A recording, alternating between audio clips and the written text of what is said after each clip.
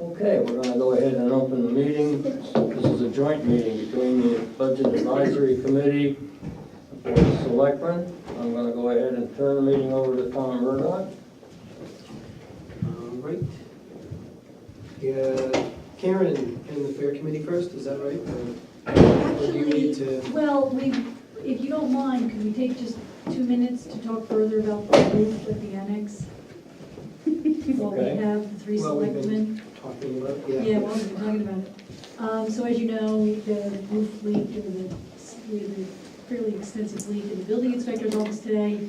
And we had a roofing company take a look at it. And essentially, their comment was either just throw a tarp on it or have him come now and replace the roof.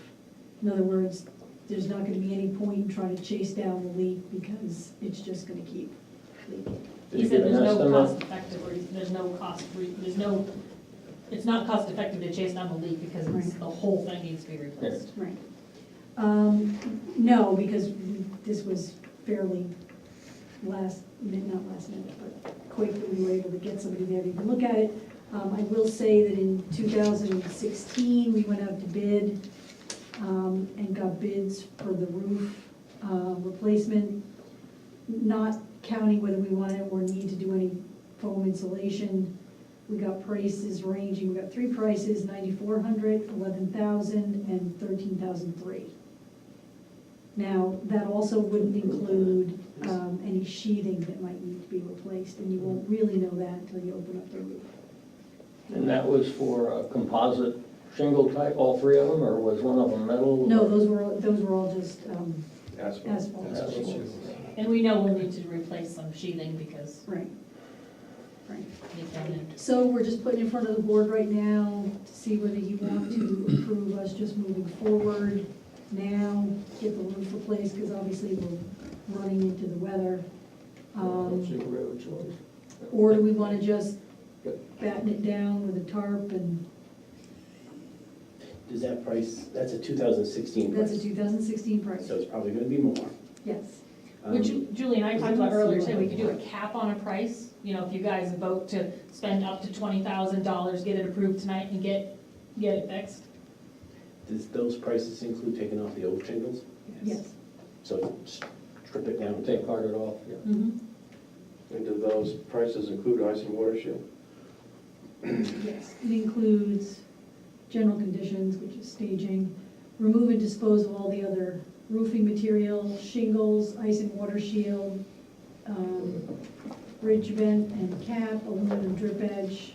We got a back bends per square foot price to replace the sheathing. And then we got price from two of the vendors at that time if we needed to put rigid foam insulation in, which adds another $10,000 or $12,000 to the price. But not all roofers say you need to do that. But there was three bids, and they were what, from 9,000 to 13,000, is that right? Yes. Without the insulation. The And foam without- insulation, And without sheathing, right? and without sheathing. Because you won't know how much sheathing you need until you open it up. How big is that building? Yeah, I think we Is got that a it big before, deal? we can't wait on this. Need to get a roof on That We big? have no idea if the bond would pass anyway, so Yeah. Oh, yeah. we can't, we need to move forward. Do a not to exceed of, Let's give enough room for breathing space. Just the old stuff. We thought of 20 earlier today. I'm sorry? We had discussed 20 earlier today. If they could replace the sheathing and ice and water shield, aluminum edges and so forth. Why didn't you say 20,000? Will you go out to bid for this though? My suggestion, because we don't have the weather with us, would be to get as many prices as we can with quotes Okay. and go from there. And then we'd also be looking to take it out of the building capital reserve fund. Make a motion to Replace do a not to exceed, what'd you say, 25, Scott? 20,000. 20,000 for re-roofing of the annex. One second, Friendly amendment, can we say source of funds to come out I don't have of any capital. the town buildings capital reserve? Money to come out of capital reserve fund. John seconded, all in favor? Any discussion? Any discussion? We already had it. Oh, we did. Oh, yeah, we already did that. Yeah, we did. Motion passed. Thank you. Just say aye. Aye. Aye. We are, I did move my head up and down. but- I asked, you didn't say anything, you already said it, let's not be ridiculous. Thank you. Thank you, guys. Okay. All right, where are Are we? we ready? We are ready. Now you're ready, you're up. I get it. All right, the fair committee. So the fair is under the recreation committee, and I believe the only item in there is the fireworks. Fireworks were great turnout this year, a lot of positive feedback. We didn't spend all of the 8, I think it was 75. Yeah. I don't foresee, I think we could do the same. I don't know anything about the cost of fireworks, but I would like to spend 75 to 8 this year if possible. The fair committee would like to do that. Great show, great feedback, people seem to really enjoy it. There was a lot of good comments about the fireworks. Yeah, that's very It impressive. was a great fireworks show. One of the better ones. What's left in your And what's in the account? fund? I have that right in front of me. The fair trust fund, That should be. and that does not have this year's expenses taken out of it. No, it Yeah, that's what I'm had, looking for. well, expended through September 26th of 2018, which was $3,837, left a balance of $2,384. So about 2,300. Okay. Yeah, because I knew the last one I had, all the expenses hadn't gone through, so.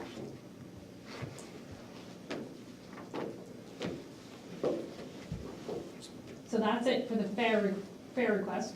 And then are you ready, do you have any questions on that? Okay, and then my budget, so the majority of the lines that changed, I just moved money from one account to the other. The only increase in our budget is $700, and that's for legal notices and advertising, that's the newspaper, or that's the planning and zoning publishing in the newspaper. Because now you also have to pay $30 per time to go on the electronic newspaper. But that line is reimbursed.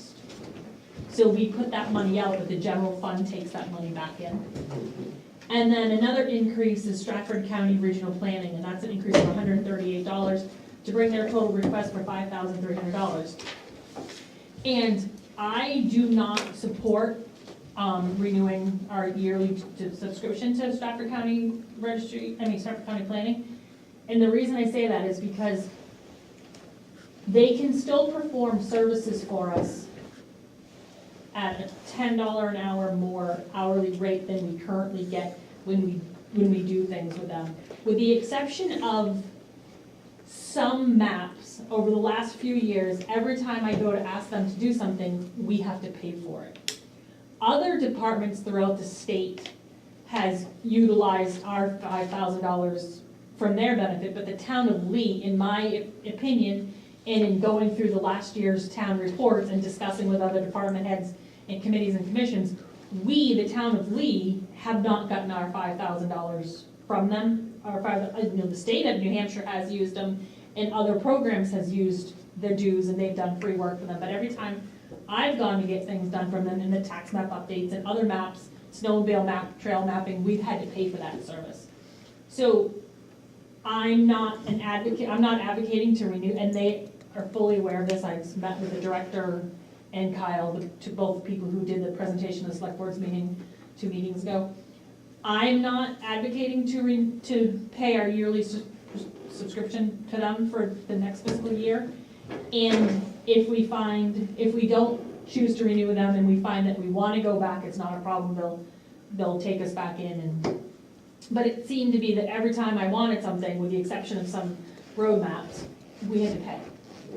Did they have an answer for that? Like why they charged you if Yeah, you because- pay this? Yeah, they did, and what they do is, I don't think I printed it, but I did, because what happened was I asked them to map the snowmobile trail off of Hayes Road that connects to the town forest over here. And he's like, sure. And then he sent me a bill. I said, what? So we haven't used anything. And he said, well, so what they do is when a project comes in, they discuss it and they decide if it's covered under our dues or not. So it's not like they can't give you a list of things. Because I asked him if they could send me a list, and he said, we can't. We, whatever you request, something like tax map updates, they used to be free, and now it costs us a few $1,000s every time we want to have them updated. And they've been doing them since, So they can't give us a list of what we get for our Right. $5,000? nope, I asked. And they gave us a And copy I of the town. understand you wanna stop paying your dues because every time you ask, you get charged. And you And they- can still get the same service Still get paid. the same service, you just pay for the service and you pay $10 an hour more than you'd pay if you were a dues member. Which you were paying anyway, because. Right, if you divide the $5,000, Yeah. like, several years ago, when we were purchasing conservation land, a lot of conservation land, they did lots and lots and lots of mapping for the Conservation Commission, they did a great job.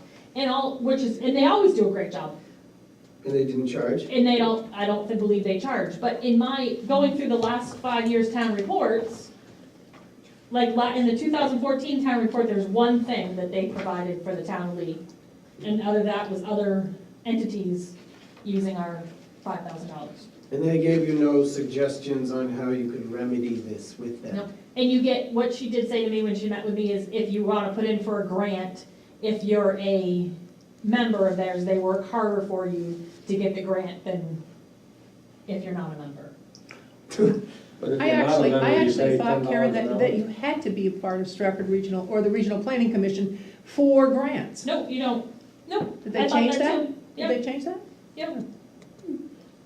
Yep, like in the 2016 report, they did 2 things for us.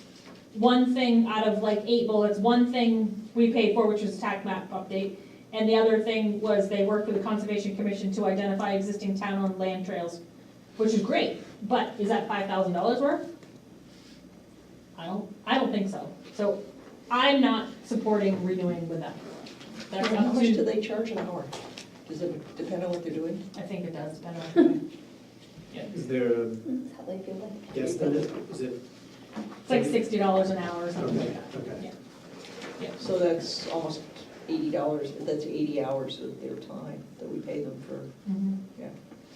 Yeah, and like in 2017, they did a, in their report, Stratford Regional Planning is collaborating with the University of New Hampshire and Geosyntics to do the Lamprey River 100-year flood survey, which they got a grant for. So it's covered under our dues, but they actually got a $30,000 grant to do that study. Are you the only department that deals with it? No. Conservation Commission, and I reached out to Bill Hum, But do they and charge him? Or, I I mean, is don't- somebody getting something for free that we just don't know about, or? I reached out to Bill in an email, and,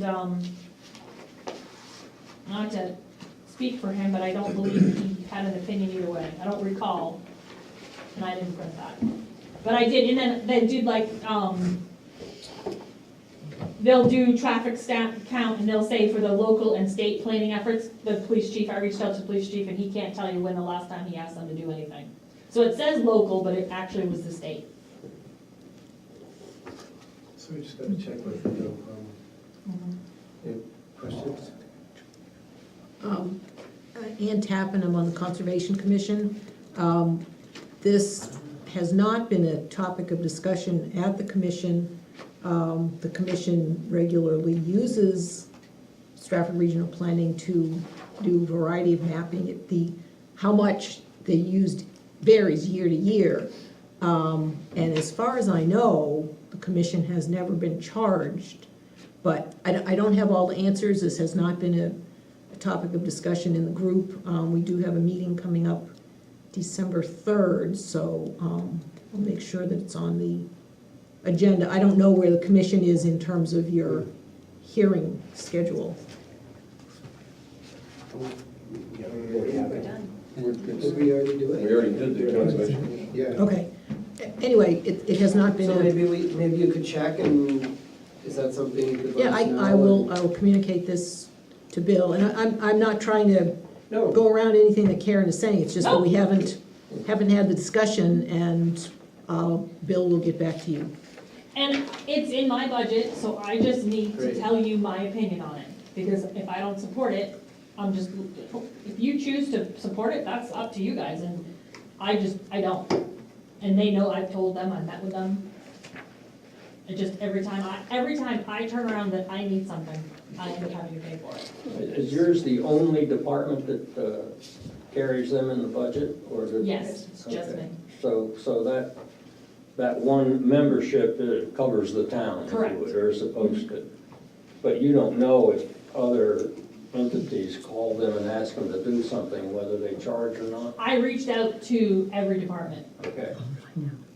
Okay. So we just have to find out about the Conservation Commission, and if they actually use $5,000 worth, maybe we need to switch it over to that. and I say take in it out of years- your budget or Right, something. and in years past, absolutely the conservation, in my thinking, the maps that I saw when Laurel Cox was getting the conservation, they did maps all the time, and they were beautiful.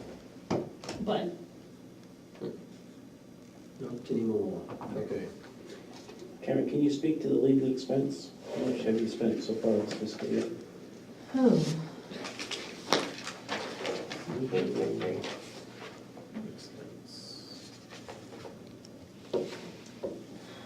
How much did you spend this year? well, so far this year, probably at least 5,000, I would I'd say. say at least 5,000. Because not only do we have Peter McDonald, we have Good Rock Garden. But you're asking for 30,000 next year, so Hmm. are those two continuing? I thought Bedrock Gardens was kind of winding down a little bit. No? Yep. No, not really? No. Okay. We're talking about Peter, No, Bedrock has. oh, Bedrock Gardens. And Peter's not going away either. No, that's not even close. Update us on his issue? Can we update? I don't know what I can update. I will actually yield to, Well, he's filed something with the court that may or may not look like an appeal of the most recent decision, but it's still sitting at the court to tell us whether we're absolutely done.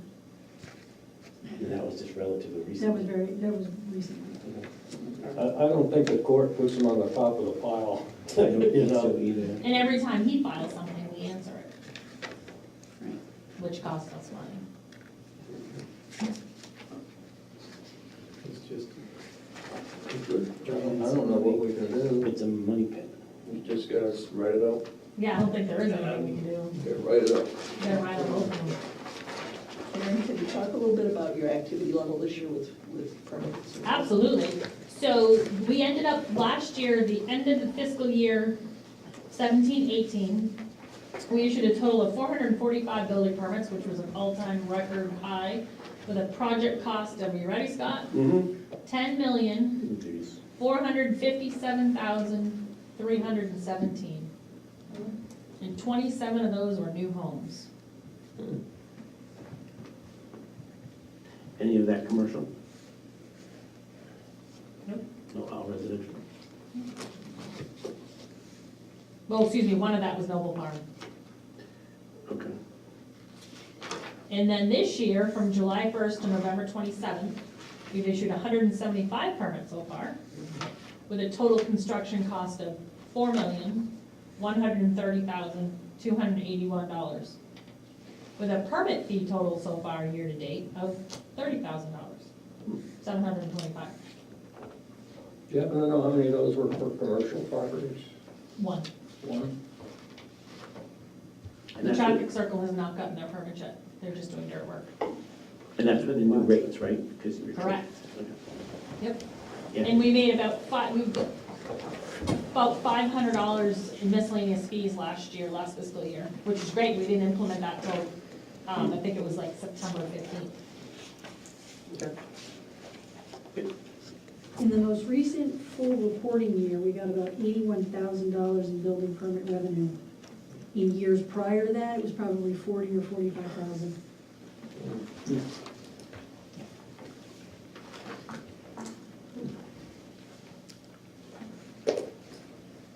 I thought you'd like that, 10 million.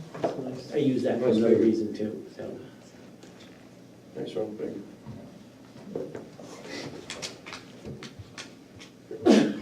you know what they're doing at the Circle already? Or- They don't have any tenants as of last I knew, Is he still trying to do a restaurant?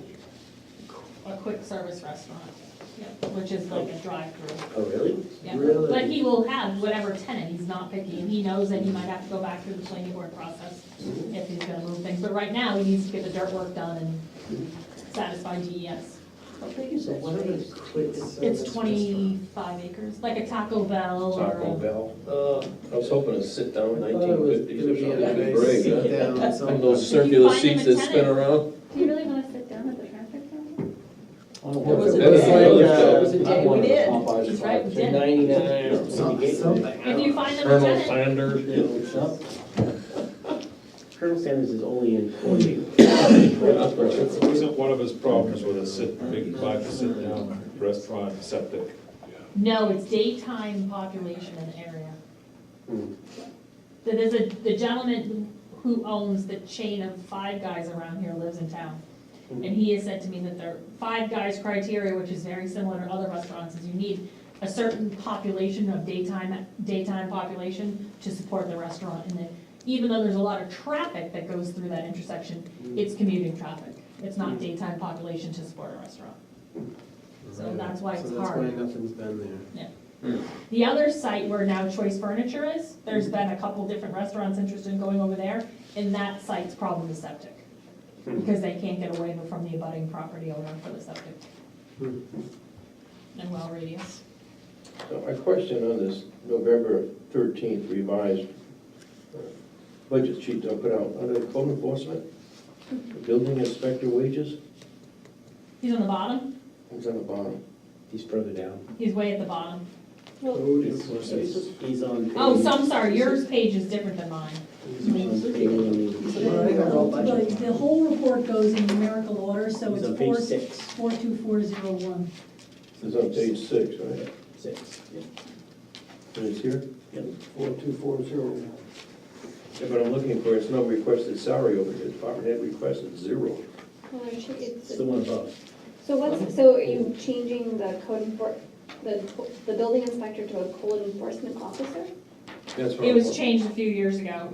So, John, my sheet is different, but he's in a separate category than mine. Yeah, okay. So he's down below, so his salary hasn't changed. Everything is the same with him. But John's question is, the budget's in one line and the expenses seem to be in the another. Mm-hmm. So, but I think what it is, you're not showing any expenses for FY19, so that's why it's not showing. I think that's the issue. Yeah, think and it's it's the possible title that change. the change in lines is that 115 designation is part-time Yes, employees. 115. Right, and then the 111 is You're full-time. not seeing any FY expenses, and we Yeah. switched him Yeah. between those 2 years, so that's why you're seeing, Yeah, I got you. It just looked, but I want to make sure everybody understood that. yeah, it looks a little Off. Yeah. I didn't. Doesn't look off to you? Yeah, now that I was like, what's he saying? I'm just looking at it. Oh, you're not requesting any salary. I thought that's an injustice right now. Yeah, thank you. All right, I got you. Now I got-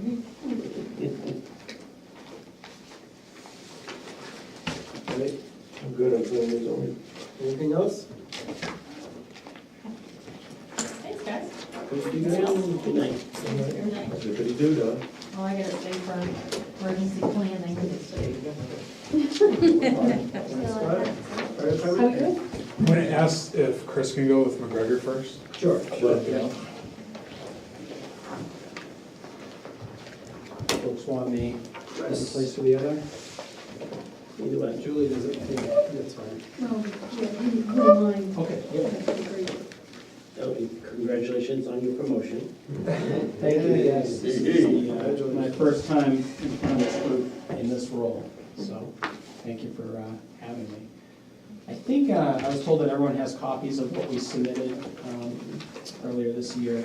So my thought was I would just kind of quickly do a walkthrough of some of how we calculate the appropriation amount. It's really not changed from past years. Just touch on a few highlights from McGregor and then leave some time for questions. And I think Scott and I together just had something to update the group on at the end. So the way that McGregor has calculated the appropriations for the last several years has really been based on three of our relatively fixed expenses, and that's the dispatch cost, the station lease, and then basically what it costs us to provide overnight paramedics to the community. So people may be familiar, there are three different levels of providers that work on an ambulance. Essentially, paramedic is that highest level of provider, and it's really the equivalent to like an associate's degree is usually the way I explain it. And so for a while, McGregor's paid people 24 hours a day to provide that paramedic level coverage to the community. So this just is the overnight piece of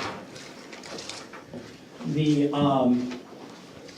What happens then is we discount that percentage, and that discount, we basically try to keep the total appropriation that we ask for from all the communities roughly equivalent for the last several years. And from there, it gets divided up based on call volume of the last entire year.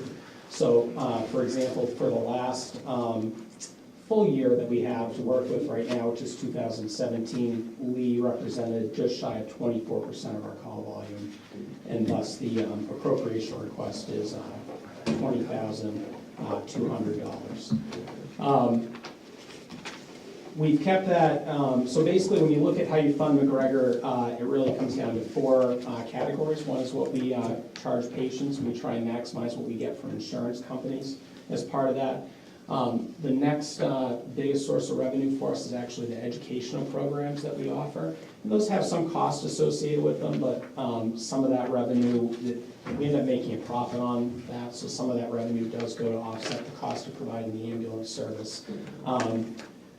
We do receive donations. Our fund drive is going to be coming out in the next couple of weeks, and you can look for that in your mailboxes. And then appropriation requests, all total. So we do what we can to keep that appropriation request as low as possible. Some things that we've done this year, I've noticed we re-chassised or we remounted one of our ambulances. So essentially, as opposed to replacing the entire ambulance, which is what we've done in the past, you basically keep the box part of the ambulance in the back and replace the engine. And our hope is that by doing that, that saved us about $80,000 this time around. And our hope is that by doing that, we're going to be able to essentially double the life of that box and thus reduce the cost of our fleet going forward. We're continuing to promote our educational programs, and folks may be aware we participated about a year ago in, or wrapped up really a 2-year process in conjunction with about 12 other communities to look at the company that we use that does our patient billing. We outsource that piece of things. And all 12 of those companies ended up switching away from the vendor that we were all using and that most of the state actually uses to a new vendor. And we're finding some pretty significant increases in actually being successful in bringing in money from insurance companies. And what was nice about doing it as part of that group process is we were able to really hold the line. The cost of the company was going to be like 3% greater, and we brought it down to about 0.5% greater. So there's significant savings to us there. Do those same companies use the same insurance carrier? I mean, y'all are kind of putting together a co-op to handle billing and. Yeah, so, and actually that group is kind of carried on to look at other things like supply purchasing. That's in a good negotiating position. That's the hope. We've been fortunate to have some good partners in that. That was something that, we kind of started in that the time was right for it and it grew. To answer your question about the insurance company, so we're really billing the patient's insurance, so the insurance isn't changing. Yeah. So I can speak more to any of this, but I figured I'd be brief and give you guys the opportunities to ask whatever questions you may have with me. Okay. When Bill was here last year, he talked about you folks moving. Right. And I wondered what the status was. Yes, so I had a meeting with the University of New Hampshire and the town of Durham. So one of probably the foremost option that's being pursued right now would be a joint facility with the University of New Hampshire Police Department, the Durham Fire Department, and ourselves. I'll tell you the challenge with that for me sitting in this new position is gonna be ultimately how that all comes together and whether it's affordable to McGregor. So there are advantages to us in the sense that, one of the commitments I made, to the board of directors and to the folks who, including Scott, who were on the committee to hire me, were, obviously quality patient care, keep it affordable. But the last part of that was to remain volunteer. And really that, to me, ties into those other two pieces of it. Being on the UNH campus has real benefits to us, but I'll tell you that the construction costs are higher there. So I would expect that, and one of the points that I did make in that meeting with UNH and Durham is that we're a service that ultimately exists to serve all the communities, and Lee is, a very important community, right? So I would expect that we would need to circle back around and have more of a conversation with how that impacts Lee as well. Do they have a timetable? Because I thought it would have been done by now, with the way Bill talked. Yeah, well, I think there's a lot of enthusiasm about it, but I think it is an odd project, right? Because it's involving UNH, it's involving Durham, and then McGregor's a private nonprofit. So it is moving forward, but my sense is that they're still really trying to figure out UNH and Durham primarily are trying to figure out the financing of it. So this is not gonna happen next year. And where It's to not put gonna it happen and next everything year. else, they're going back and forth where to put it and as far as, So they settled on a location. oh, they have. Yep, so the location would be, people probably aren't familiar, but there's a new UNH police station, and it would be in a very similar location to that. So Where is it? Where is that? where is that? So if you're familiar with campus, are you familiar with where our station is? Kind of on the other side of the railroad tracks and towards the woods. So underneath the, Towards the field house, Bridge. fields, Yeah, to the, if you're on the left there. kind of away from Main Street there. Yeah. You know where the new railroad trestle is? It goes, get down there and take a left. That's where Yeah. it was. Back in So- there. Another piece of this, and so we're batting around, and I've shared this with UNH and Durham as well, is my stance has been that we really need to keep all options on the table. So one of the other things that we're looking at, and there's really a plethora of issues and, or ideas that we're looking at, but one of the things is even as simple as, do we have a small substation there and have a larger substation off of campus? So you kind of have the best of both worlds. You defer most of those expensive building costs to another location, but you retain the benefits of being on campus. That would have the benefits of improving response times to Lee. To say that that's feasible at this point, I mean, that's something we're going to be needing to look at. But my sense is that unless and it is possible that UNH could get a tremendous donation tomorrow and they would want to accelerate this timetable. My sense is this is a good 3 to 5 years out. And I'll tell you that we've kind of perpetually been 5 years away from a new station since I've been with McGregor, since 2002, although I'd like to say I'm hoping to change that in my new role, but that's where things are at. Where's the spot, I guess, now? Maybe the, Yeah. proposed spot. Don't you have one ambulance that is here most of the time anyway? It's correct, yeah, it's Yeah. mostly below our feet, and that's, Right.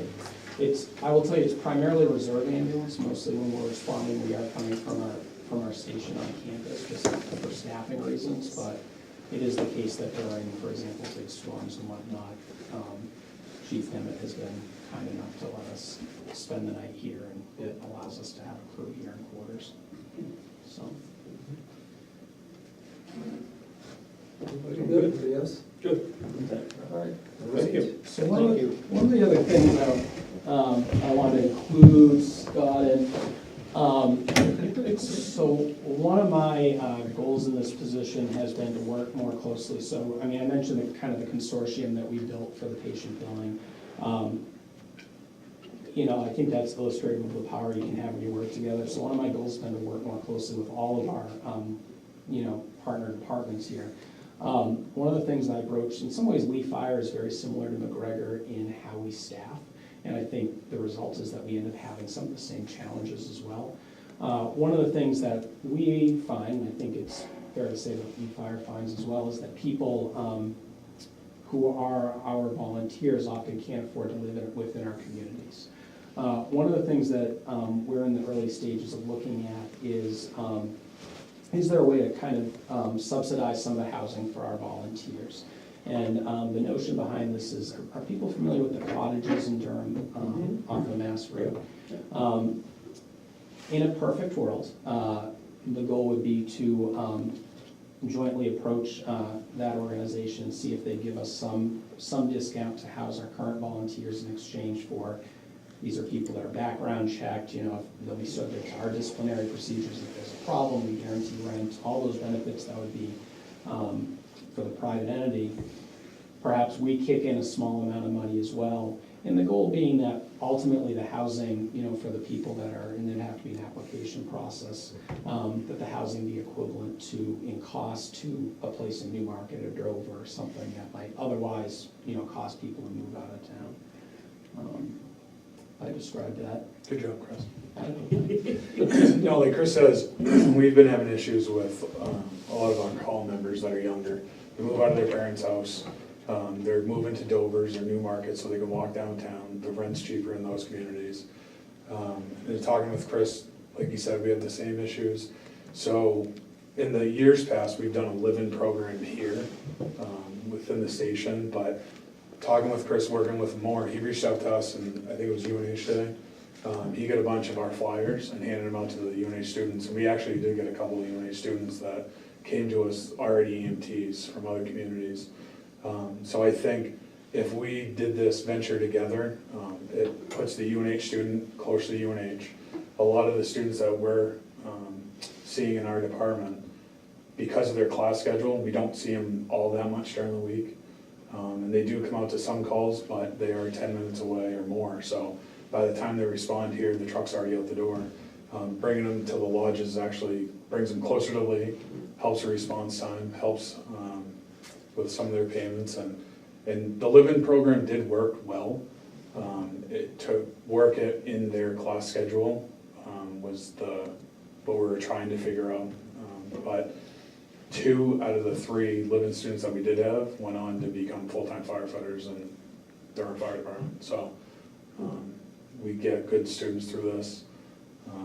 Like Chris said, we went and looked at the area. It's not really a party area like there some other places, but we also would have disciplinary actions if anything happened like that.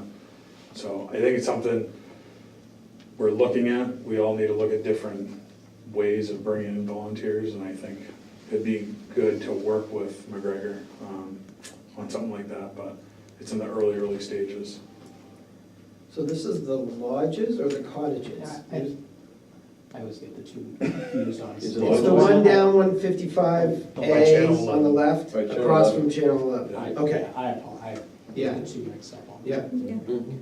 So that would It's be the newer one, relatively closer to, yeah, straight shot of Mass Road. straight up.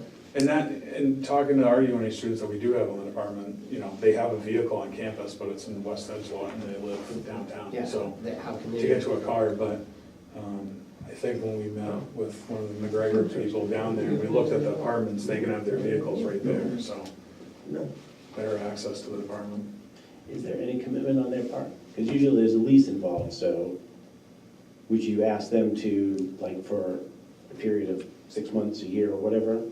Like, if we help you with this, you'll stay with us for a period of time, as long as you're staying there, you're having to come volunteer and work with us. Or stop assisting them. Yeah.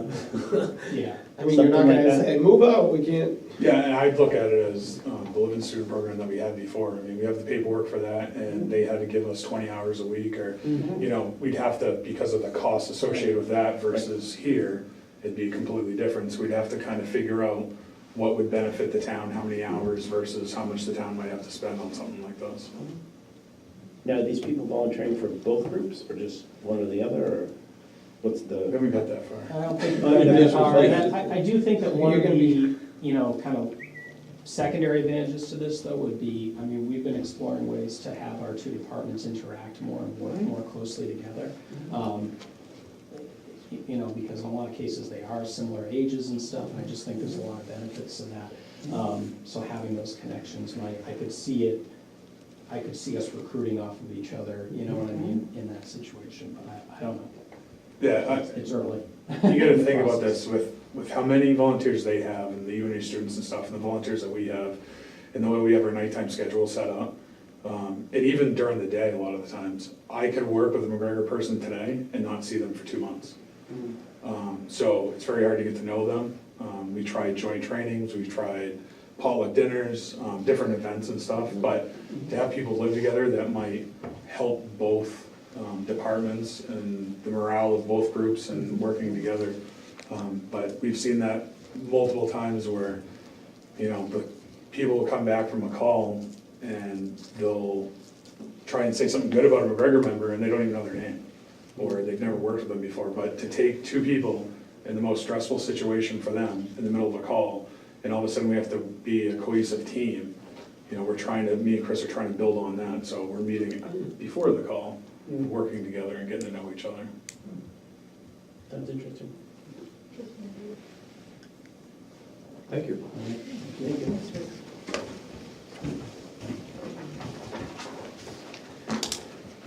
Great.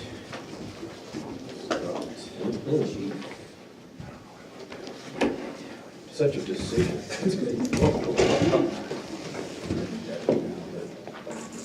Watch that clock. Just fly around, doesn't it? Yeah.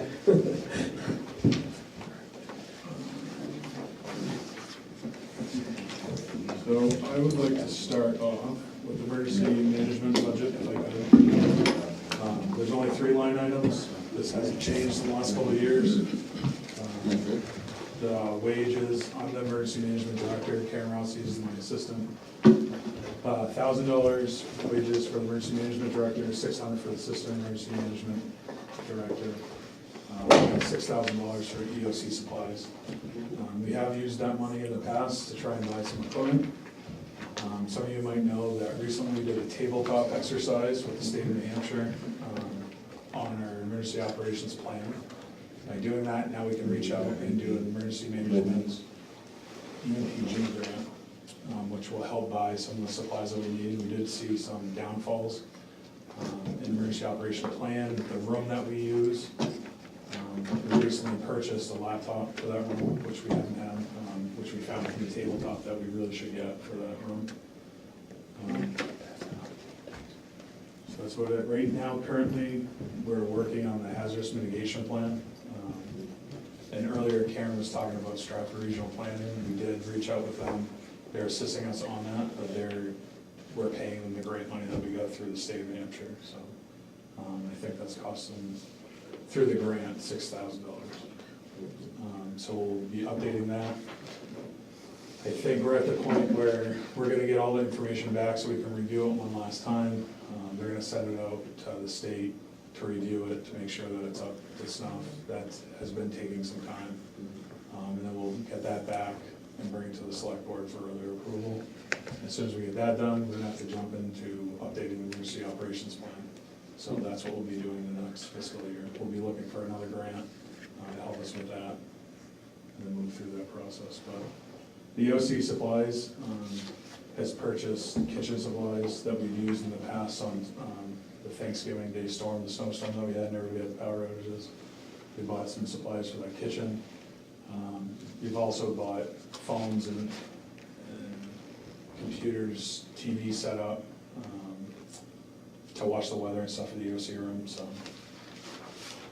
We only buy what we need out of that supply list. We don't buy things that we don't need, obviously, but now that we did the tabletop, we can now move forward with the other grant. So hopefully we want to get a new desk and new chairs in there, have a better setup for the phones. We have it set up right now where the TVs are.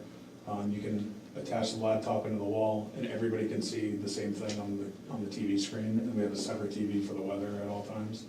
The phone's like a $20 Staples phone, so we want to get a better system in there for conference calls. So we make conference calls. Each of these snowstorms, we call the state of New Hampshire and we listen into the conference calls. So we'd like a better setup for that as well. Chief, how are we relative to being if you will, a warming station, or for people to come into the facility if they lose power or roof collapses or whatever? how are we furnished for that? In other words, do we have cots that we can provide, or sleeping bags or anything if they have to spend the night in the facility? We do have some old military cots. The trailer that you see out back, the black trailer, is donated to the town, and we use that as the EOC trailer. So we do have a setup of all of our paperwork in that, in case we had to set up the EOC in a different facility, and we could bring that with all the paperwork. We have the cots in there. I think there's some sandbags. Blankets? Blankets, we do not have.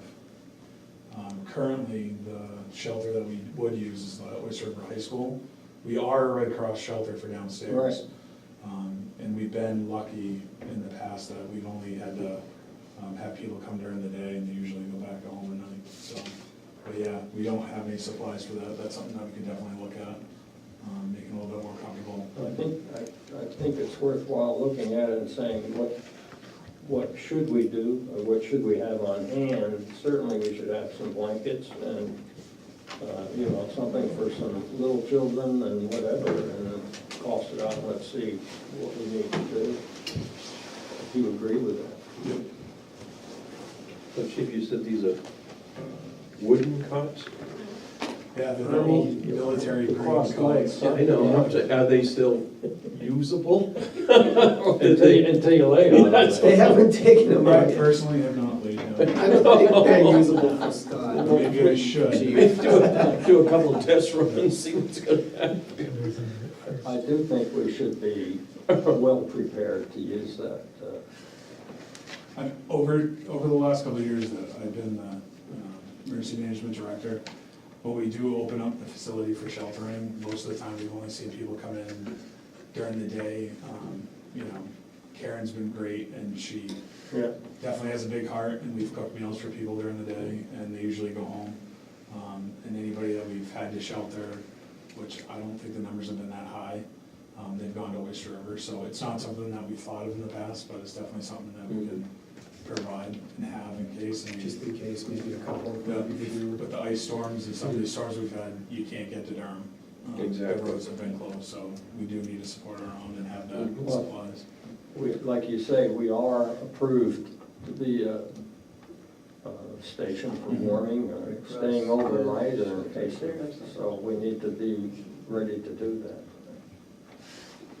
I have notes. Good. Where's the room? Which The room? shelter, Which room is? the meeting room downstairs. Oh, right down. The EOC Yeah, where's is the that? small room off the fire department, off the side over here. Oh, okay. That's the EOC. If you go down there, there's 2 radios. Chief Johnsfield got a grant for a base station. Over the years, he's had to run back to his side of the station to talk on the radio to all the members. So he got a grant, put the base station in there that's tied into his system. We've done the same thing, so we have a base station, so both of us are in that room, we can talk to both of our groups. Like I said, we added the TVs with the data port for the laptop, so we can bring up Web EOC and have everything in front of us. We added more whiteboards, and we added all the maps for the town, so that we have, we can kind of lay everything out and see what we have. So it's definitely been a work in progress, but the tabletop definitely helped and gave us some more guidance. And we've had ups and downs with that room. We've talked about it right now in the hazardous mitigation planning to have a backup for EOC, which the old plan showed that the highway department was the backup. So that room is in the middle of everything. So if we have people in the shelter, and if we have the firefighters here and the police department here, there's a lot going on. So we usually have to shut the door and kind of keep everybody out of that room, but it's what we had at the time, and we made it work. Any other questions? Anything else on that? I'm good with it. It's up for, yeah.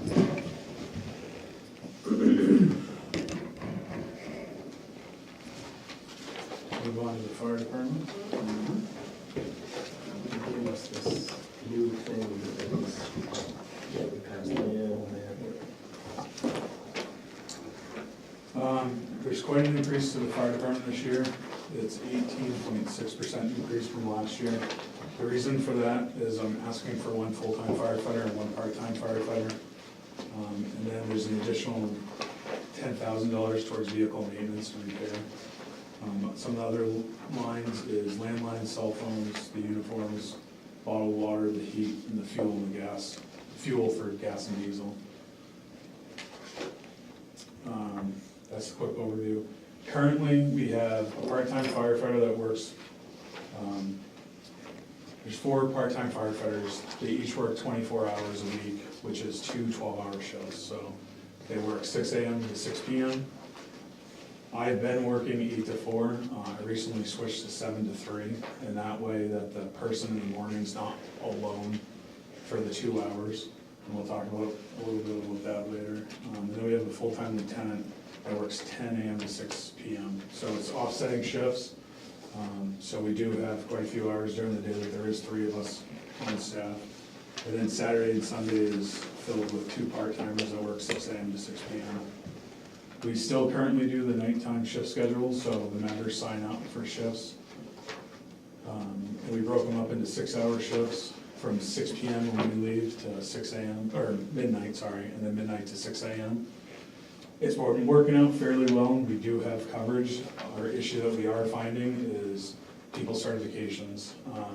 We have a very diverse group of certifications and people that can drive the trucks.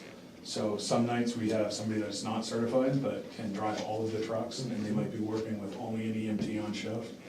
We try to get a firefighter EMT on all those shifts, 1 person with both certifications, to make it best for everything. But the way the availability is for everybody, we started a program called When to Work. We open up the calendar and everybody bids on their shifts, and sometimes we can't make it work that we can have 2 firefighter EMTs together. It says that on here I put down that on Thursday nights from 6 p.m. to 12 a.m. we do not have anybody for that nighttime schedule. We're usually here for trainings on Thursday nights. Friday nights, all day, Saturday night and Sunday night we don't have any coverage as well. So there's nobody scheduled to work those hours currently. So what is it, just on-call people coming from their homes? Yep.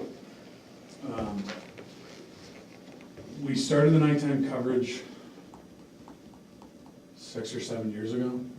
It started off pretty small. We only had 1 person on, I think, for a little while, and it was certain days of the week. And what we were finding is people just weren't coming out at night, and we were missing a lot of calls.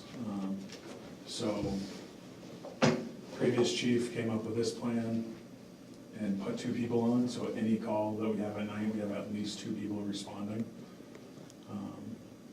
Like I said, it depends on who puts in for the shifts, on what certifications we do have for the night. I would say that it is pretty good for the most part, that if we do have a fire or a car accident or something like that, other members do come out. I see it twofold. It definitely helps the department in that I know as chief that we have 2 people on shift tonight, but I think at times as well, people look at it and go, 2 people are on shift. I think it's helped the budget because we're not getting 8 people that are coming out for a wires down call because they know 2 people are already on shift and that they're gonna handle it. But it's worked out pretty well right now. It's a cost savings. It's $23,000 a year for that. So we have 2 people scheduled in all those time periods, and we haven't missed a call in a long time because of that, because we always have those 2 people. We are seeing, which we always have, we're a younger department now on Friday nights. We'll start at Saturday at midnight.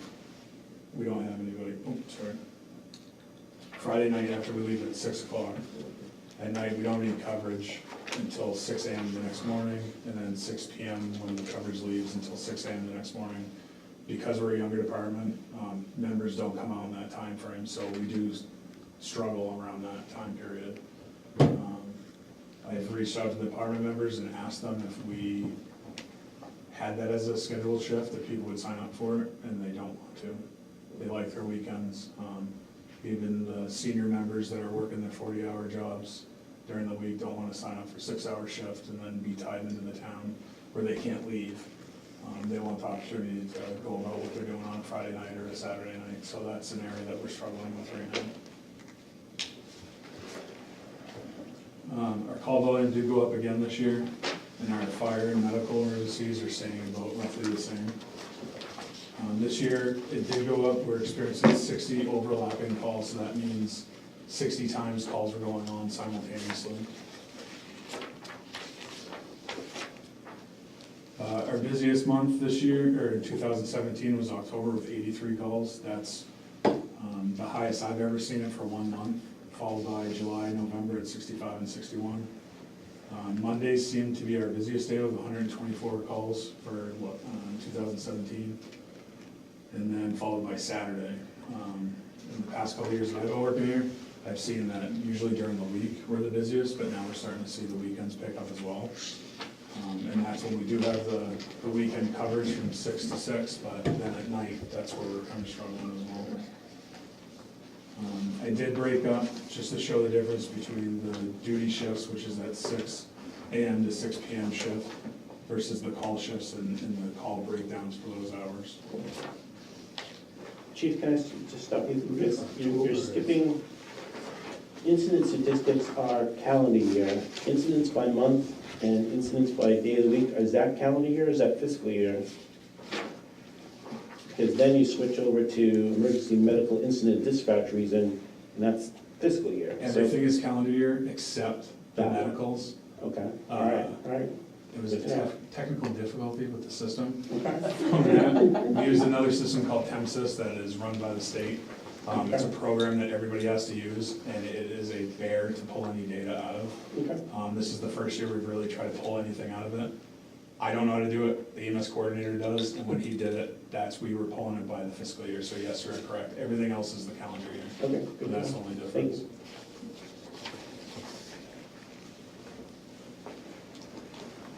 If we look at the incident time analysis, when we break down the calls per hour, you can see my concern that from 6 a.m. to even 8, we're hitting 33 calls last year and 37 calls in that time frame. So that's one person on shift handling all those calls, and we're hoping that a call member is gonna come in with them. And, you know, most medical calls, you need at least 2 people. If we get a car accident, the best practice would be to have 4 people at least, so we can have 2 trucks out there blocking the scene. So if we have a structure fire, you know, you need at least 12 guys. So we're looking at these small numbers, but high call volume. So I decided to change my shift schedule. In the afternoon is when we tend to see more people coming off of work, and they'll swing into the station and kind of hang out. So I looked at it as the morning is the time frame that I need to be here a little bit more. Our busiest hours was 1 o'clock, 3 o'clock, and 5 o'clock. Which to me, we do have a high level of car accidents still. To me, that can be people coming home from work. For our medical emergencies, it is in fiscal year. The motor vehicle accidents, we had 90. Falls, followed by falls with 46, breathing problems with 38, chest pain, altered mental status, so we had some pretty serious calls in there. And then we had psychiatric calls, behavioral, unconscious, strokes, seizures, overdoses, and lacerations. We do get a mixture of calls in this community. We sure do. Got a little everything, got you, including 2 hangings. Chief, how many structure fires did we have? This year? 4. 4. Houses? No. We've been fairly lucky in this community. We had a shed fire this year. Didn't bring those numbers, of course. We had a shed get struck by lightning this year. We had a garage fire. So it's been a lot of outbuildings. And then the other one was an actual garage on Noble Farm. So we've been fairly lucky this year. Okay. Is our insurance number changed at all? No. It still isn't. Yeah. That's one of the things that get lost in terms of when that number goes down, people's insurance rates go down. Yeah, And I've that's- been working with them. We did a water supply drill that we're still trying to work out with them. So so that's definitely on the radar. Remind me again what the major components are. It's equipment. Equipment, staffing, Staffing. our training, making sure we have all of our records, like when we do the pump testing, when we do the hose testing, making sure we have all that. A lot of it too has to do with the water supply in town, the distance, communities with hydrants, obviously, that's easier for them. With us, we have the cisterns, so we have to actually do a water supply drill and show them the timeframes that it takes us to get on scene with the water. So that's kind of where it's a little bit more difficult for us. So response time. Yeah, and we have to reach out to all the communities, have them take a piece of apparatus out of service, usually do it on the weekend so we can get enough manpower to do it, and then do this whole drill that usually takes a couple hours. Can you get that number yearly, that experience? No, it's every couple of years. Every couple of years? 3 years, I think. All right. Because it'd be nice to put something in the e-crier about that, because most people don't know that. Yep. They have no clue in terms of that, the amount of resources that they put into the fire department affects them monetarily, Yep. indirectly through their insurance company. So if we had a crappy fire department, their rates would go through the roof. So I think that's something that we, as a town, should promote. I don't know if there's something that you can, when you get those numbers, put something in there so people will know that. Not that you don't like to toot your horn, but I think in this case, you should probably toot a little bit. Just a little bit tooting. What about mutual aid? You had a few mutual aid fires. Fires. We do a lot, we do more mutual aid fires than we do in the Right. community right now. Last night, the crew was at a fire in Nottingham.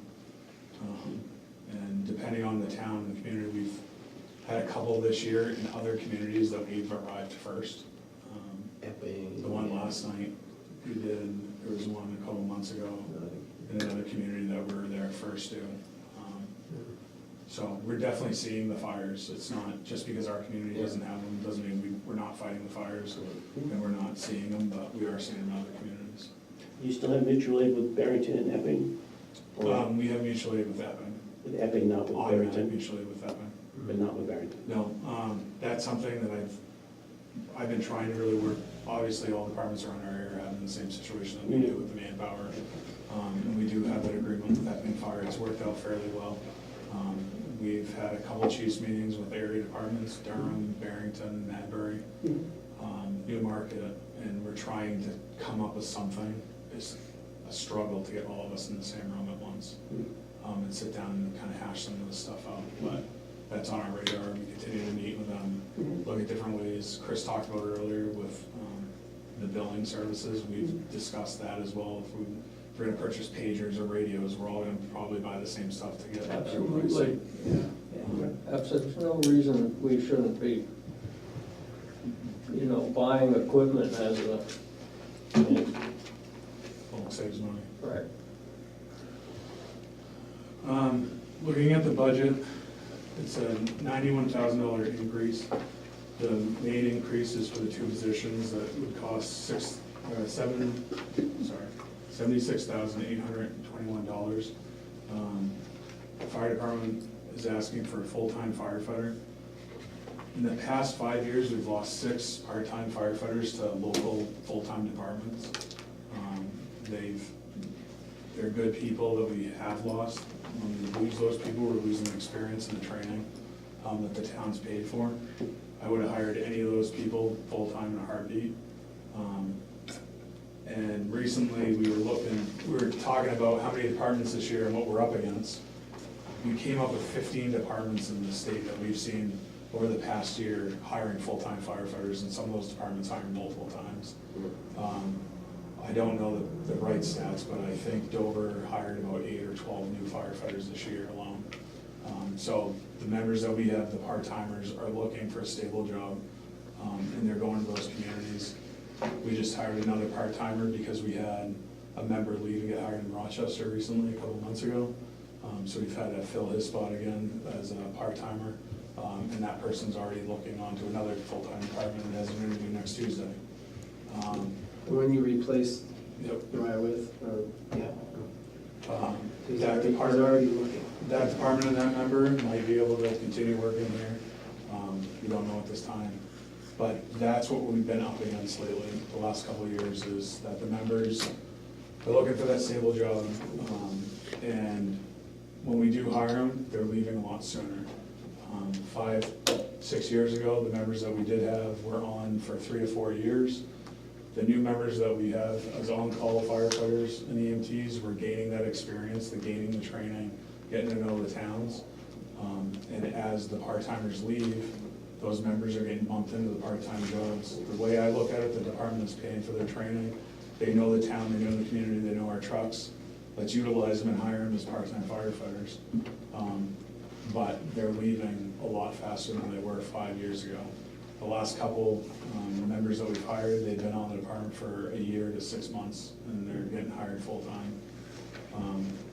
The monies in the other departments, the benefits, the hours, in these full-time departments, the firefighters are working 24-hour shifts. They usually work about 7 days a month. Some local departments have enough overtime that that's a second job for them, and they can make some pretty good money that way. The last 2 part-timers that we did lose, the full-time departments, did tell me that they would have rather stayed if we had a full-time spot here. You know, they're good firefighters and EMTs, obviously, since they're getting hired by bigger departments in this area. For me as a chief, what we're losing is the consistency, and each time one of the part-timers get hired, there's different tasks within the fire department that they take off my hands, such as the EMS coordinator. We've had 6 different EMS coordinators the last 5 years. Because they keep getting hired elsewhere. So when that occurs, that's more time that I have to take away from my duties, and sit down with them and teach them how to order medical supplies from the hospital, the drugs that we utilize, or sit down and show them how to order just our normal med supplies, talk about the stock, talk about the reporting system, the TempSys reports, getting all that together, so that's time away from my job every time we lose somebody. The other thing is the consistency of the person. You know, we're putting so much time into the training, I'm getting to know the town, and then they're gone. And for me, that's a big push right now, is every time we lose somebody, the department's just restarting over. And for me, that's been a huge frustration, because I don't feel like I've put enough time into the administrative duty as a chief, because I've been working so much with trying to reboot the department every 6 months and work with these firefighters and EMTs and trying to get them trained. By having this, it would be a 3rd full-time firefighter, myself, the lieutenant, in this position. They'd be working 2 on, 2 off, 12-hour shifts. And then we'd have 1 full-timer on 7 days a week. With the 12-hour shifts, there'd be nobody alone anymore on the department when there's staff here. The nighttime covers, there's 2 people, and during the week, there'd be 2 people. And that's something I really want to get away from. I think it's pretty scary to have 1 firefighter on shift. I did it back in the day, and that's something that I've been really trying to work hard to get away from, is provide these new members with mentors and the safest atmosphere we can. We provide them with the right gear and equipment, and the town's been doing that for the last couple of years, providing the right equipment. So by having that other full-timer, we're taking away that time frame when the other person is alone.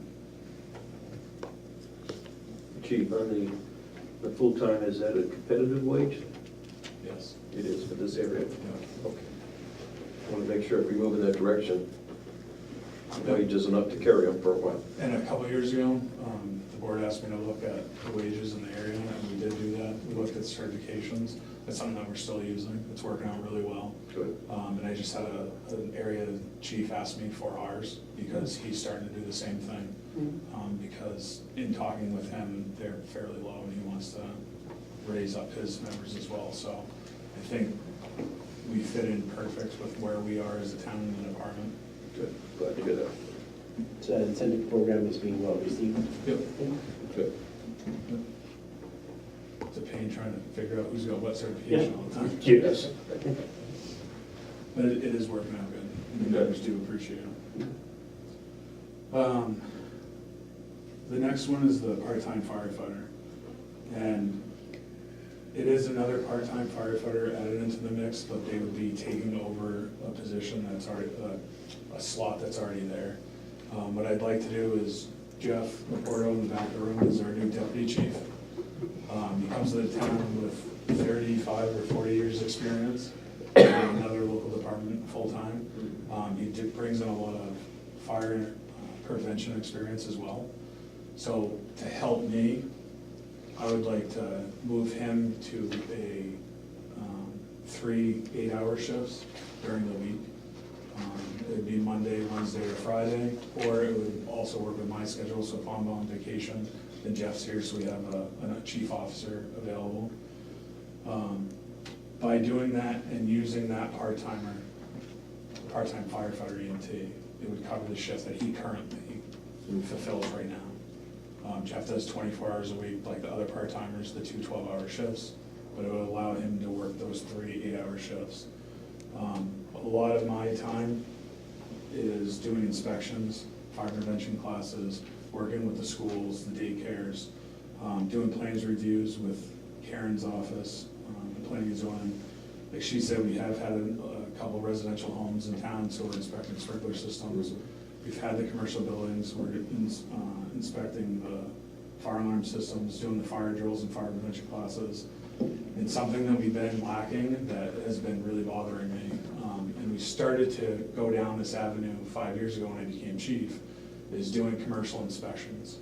The businesses in town that everybody goes into, we haven't had the opportunity to go in and inspect them, do a fire and life safety inspection. 5 years ago when I took over, one of the part-time firefighters had his fire inspector certification. We worked together to develop the program, contacted every commercial building in this town, and it took us about a year to go through everything and actually inspect them. All the businesses were great. We told them that this was going to be an educational experience. If there's anything major, they were needed to fix it right then and there, but we wanted to really work with the businesses and not come in there and just pounding our fists, but we wanted everything to be safe. The next year, that firefighter leaves her full-time position. Now it's just me doing inspections. Well, I got through most of the businesses the second year, and this is something that we want to do annually. The other thing we want to do, and that Jeff can add to this, is doing multi-families. We do not inspect apartment complexes in this town. We have a lot of people, and Jeff's reached out to Karen's office and got a list of all the apartments in town. So that's the next step that we want to do as well. So we want to do the commercial inspections, we want to do the multifamily inspections. Looking at the documents that I did almost 100 inspections this year alone. So he'll take that off my plate so I can work on some administrative stuff.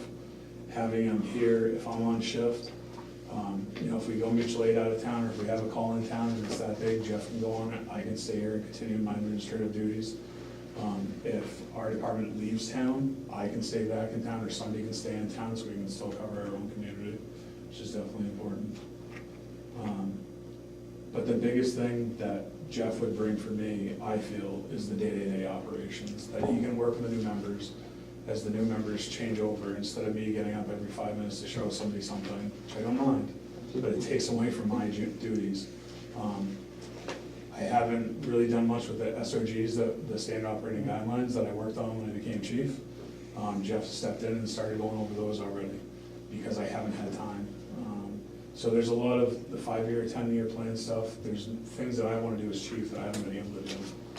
Because like I said, we've had to reset every 6 months. Any questions on that? Does he make coffee? Buys coffee, great. Buys Really coffee. old enough to have 40 years of experience. How old Can are you do you, Jeff? anything? 60? He doesn't look old enough to have 40 years of experience. Can you do anything about reducing the price of new fire equipment? No? No, that's not gonna happen. All right. Why do the part-time guys leave? Just because they want benefits and a full-time job and? When I got hired here 13 or 14 years ago, and at that age that I got hired, I wasn't thinking about benefits, and I wasn't thinking about retirement. I grew up in this community, I've always wanted to be a firefighter in this town, and I wanted the opportunity.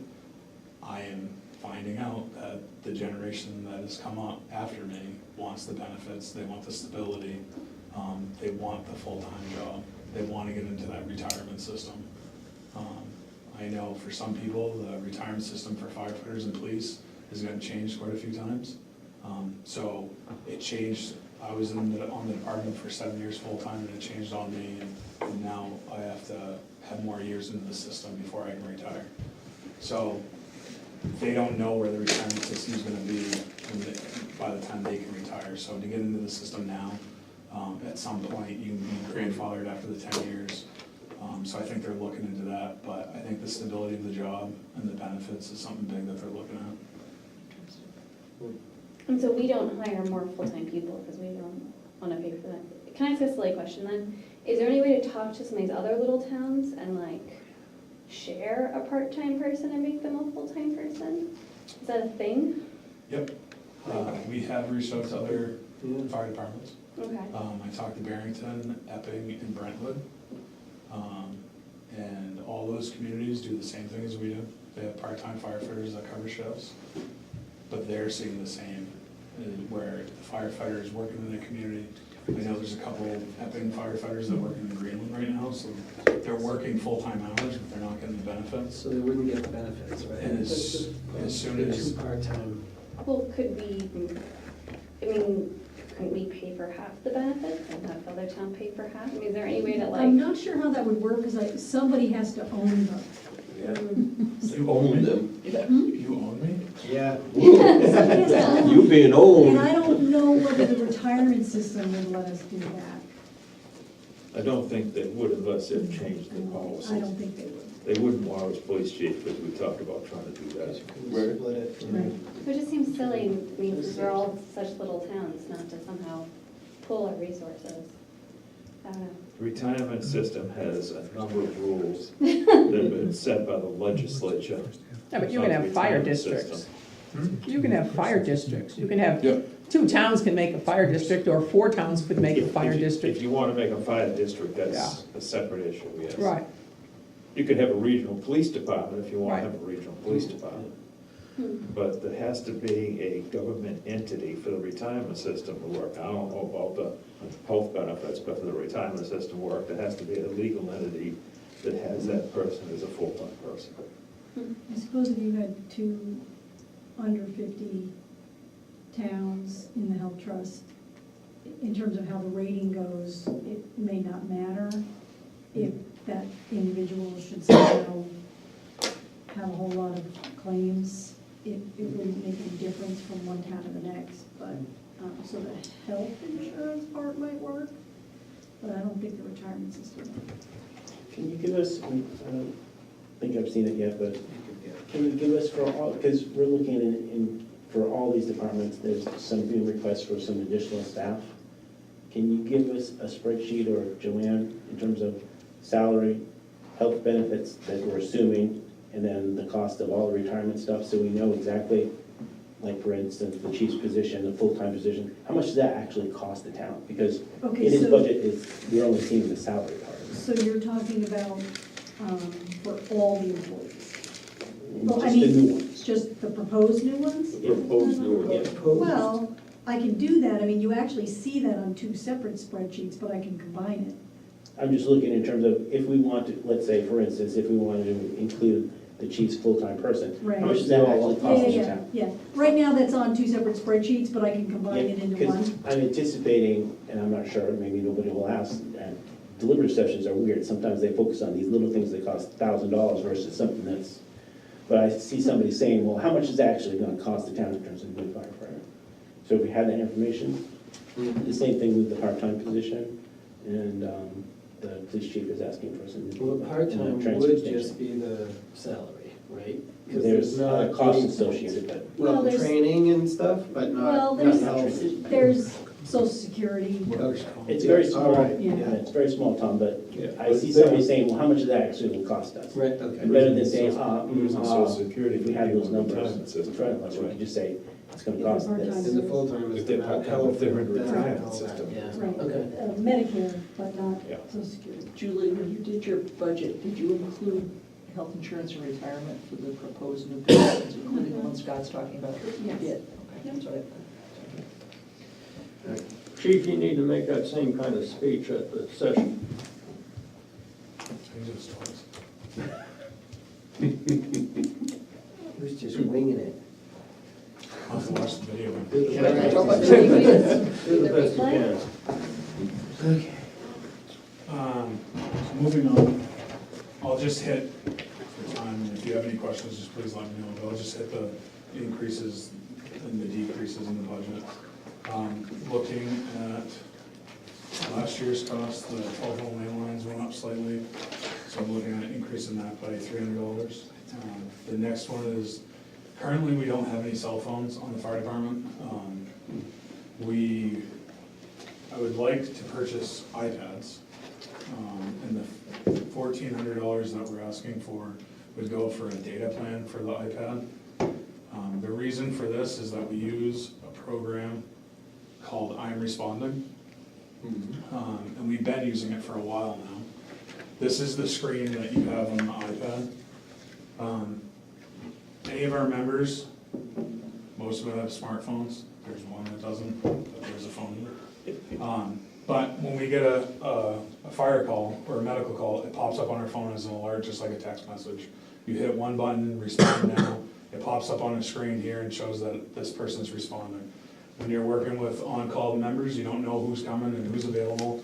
We do have a TV screen downstairs, so as the members come in to grab their gear, you can look up, see, oh, I got 4 or 5 people coming, I'm gonna wait.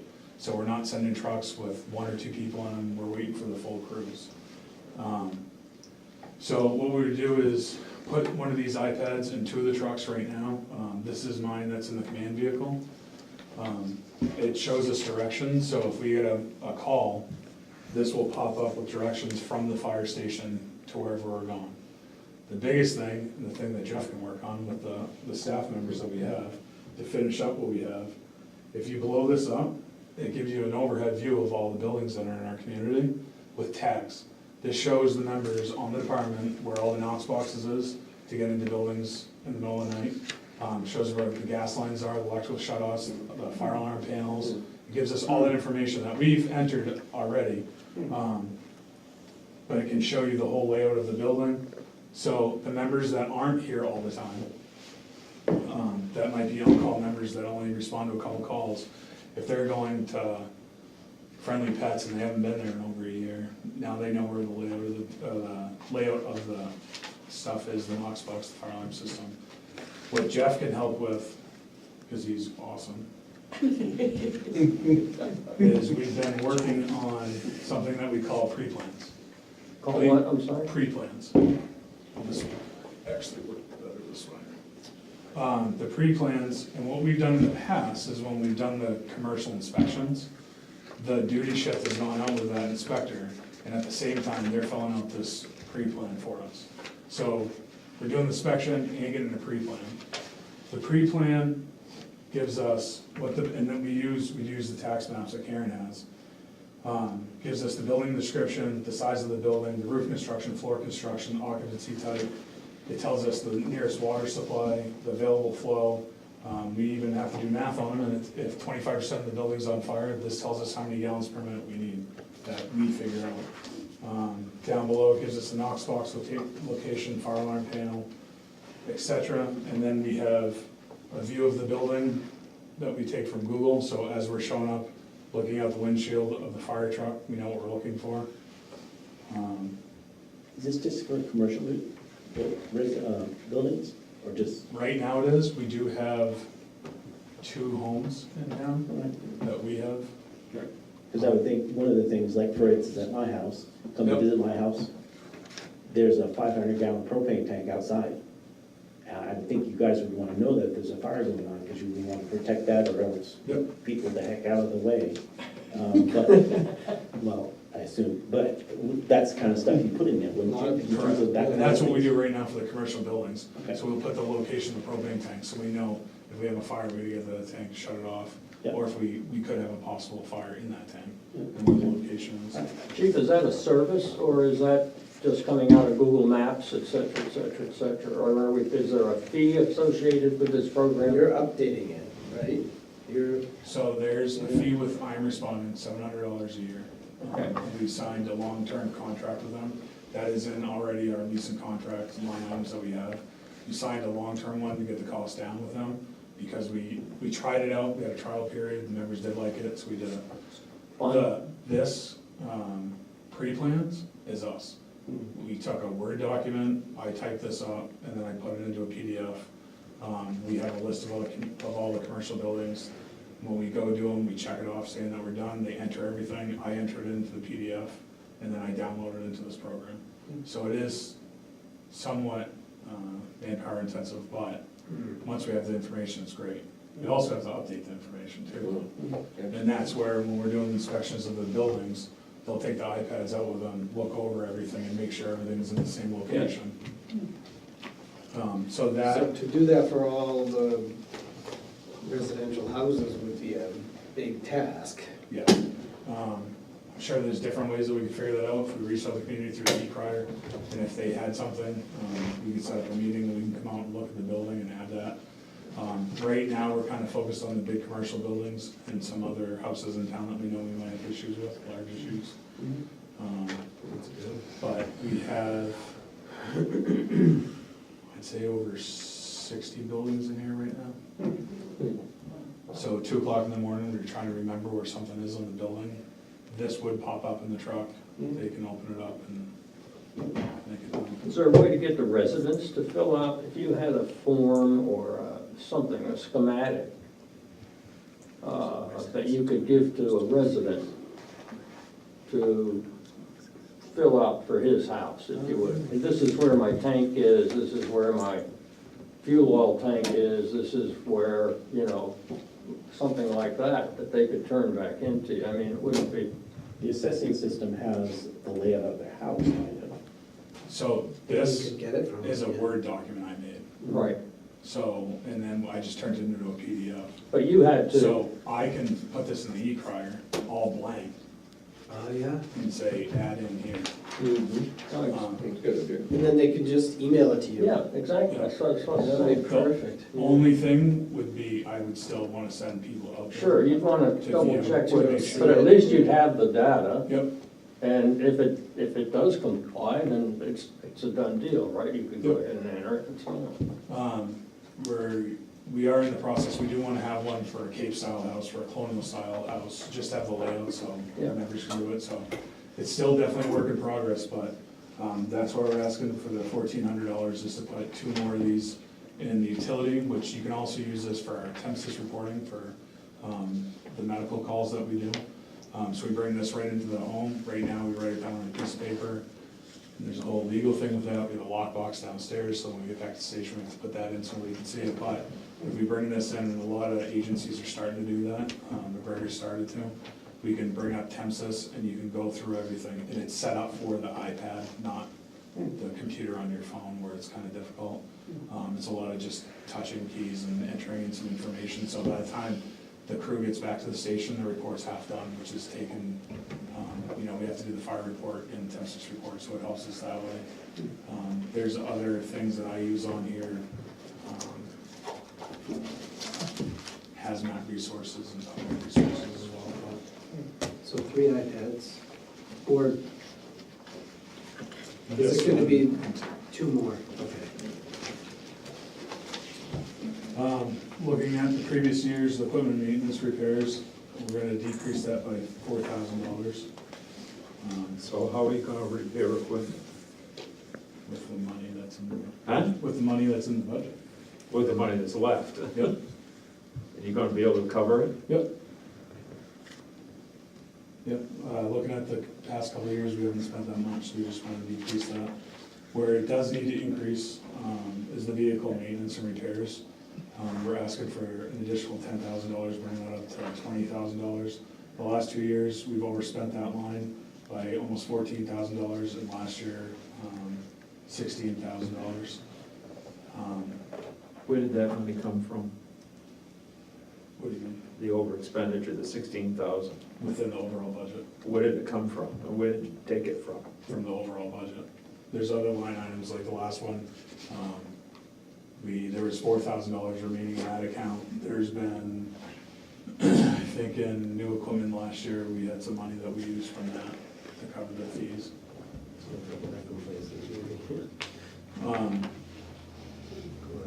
Currently this year with the $10,000, we've spent $8,600 trying to fix the vehicles that we have.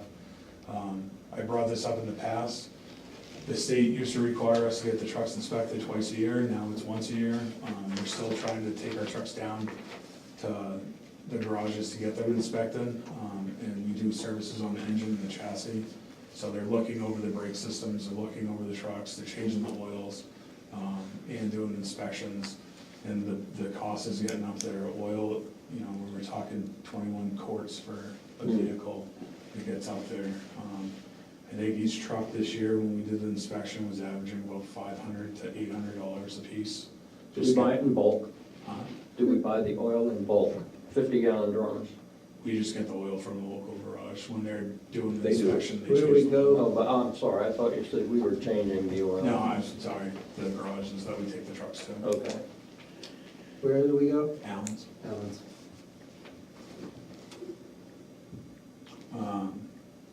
The trucks are getting used more. We're having, like I said, the new members that are coming in, we do have a driving program. So each person has to drive each truck for 10 hours before they can get checked off on it. So the trucks are getting used more. Good. The next line, we're asking for an increase in the uniform budget because of the personnel that we would like to add for the full-timer and part-timer. Also though, currently the call members don't get any uniforms. To me, I'm looking at this as a morale boost. We did change our logos a couple of years ago, and the association helped us out and bought everybody a sweatshirt, 2 t-shirts. It was a huge cost to the association, and we're grateful for them to get to that point where everybody had the same uniforms, but we're at a point now where a lot of the members are new and they don't have uniforms. So with this and the increase, I'd look to buy everybody a hat, a sweatshirt, and a t-shirt, and that's it. I think it would help morale. You know, they'd feel more of a part of this department if we hand that stuff out. So that would be for the increase in that line item. We showed a decrease in lease agreements and contracts, so we're decreasing that by $1,500.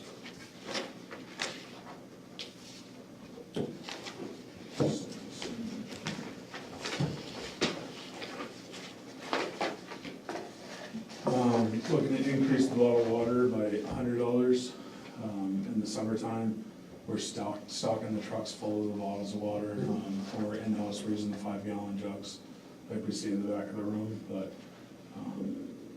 just looking at what we spent last year. The heat, which I didn't know, I think I misread this when I was doing everything. The heat was shown last year at $6,000, but this year I'm requesting the $8,000 because we overspent that by $8 the year before. And I don't know why it got dropped down to $6,000 last year for this fiscal year. The gas, oil, and fuel, I would like to increase that by $500. We're using a different octane for the small engines that we have in the department, and that comes out of that line item. We're getting better, the maintenance on the smaller engines is working a lot better with that.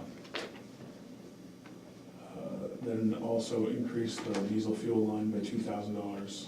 I know prices have come down and then they've gone back up. We do have a WEX card, so we're looking at different ways, and we do fuel up at New Hampshire DOT in Durham. We've been watching those prices. We were using the WEX card for a long time, refueling at Sunoco and Urban, because they have the better prices, and now New Hampshire DOT got a better price than WEX, so now we're going to DOT, but we are keeping an eye on that. Like I said, with the call volumes that we've been having and with the new members driving each vehicle for the 10 hours, we've been using diesel fuel. And we overspent that last year by $2,000. Jane, before you go to the next page, you got personal protective equipment at 20 grand. Yep. What was that last year? 20,000. Okay, it doesn't say that. Oh, sorry. Yeah, a couple of years ago, we asked the town to raise that by $10,000. It was $10,000, but that was 2 or 3 years ago. It was a while ago, maybe 5 years ago now. And that was to bring everybody up to speed on their gear. We had, the gear only lasts 10 years, and we had a grant that was received by the department in 2006. So to bring everybody up to the new gear standard, we needed to increase that line. We've now developed a program with the members that we have, so everybody, for the most part, has a brand new set of gear. Anybody that's gonna go into a structural building, a structural fire, they have brand new gear, so, and that's just gonna keep us to at level where we need to be with the new members and having the appropriate gear. Can I back you up to page 15? Just firefighter 1, firefighter 2 on the cost price list. It says 810 funded, 3,365 non-funded. Correct. What's that mean? So, the state of New Hampshire, through their budget, the fire academy comes out with so many classes per year. In talking with the director of the New Hampshire Fire Academy, they usually try and do 2 or 3 firefighter 1 classes a year and 1 or 2 firefighter level 2 classes a year. They also have to do them in different areas of the state. They do one up north, they usually do one in Concord, and they try and do one in the seacoast area. They've had an overwhelming number of people come in and fill up fire level 1 right away. If the need's out there, they will try to put together a class, but the funding isn't there from the state. So the class price for our department would go up to $3,000. I've only seen that happen once, and nobody applied for that class because of the cost, and then they shut the class down and they never had it. So if it's funded, you have to pay $810. Correct. That makes And sense. most of the time it's funded, and I would probably, the good thing about the firefighter 1 and firefighter 2 classes is the Seacoast Chiefs, which we're a member of, has taken over the classes that are around here. So we know when they're coming, we talk to the fire academy a lot, so if there's a class that's not funded, I'm already talking to the Seacoast Chiefs and to the state to see when the next class that is funded. But it's really worked out well that we haven't had to send anybody to a non-funded class, but I wanted that number to be shown in case.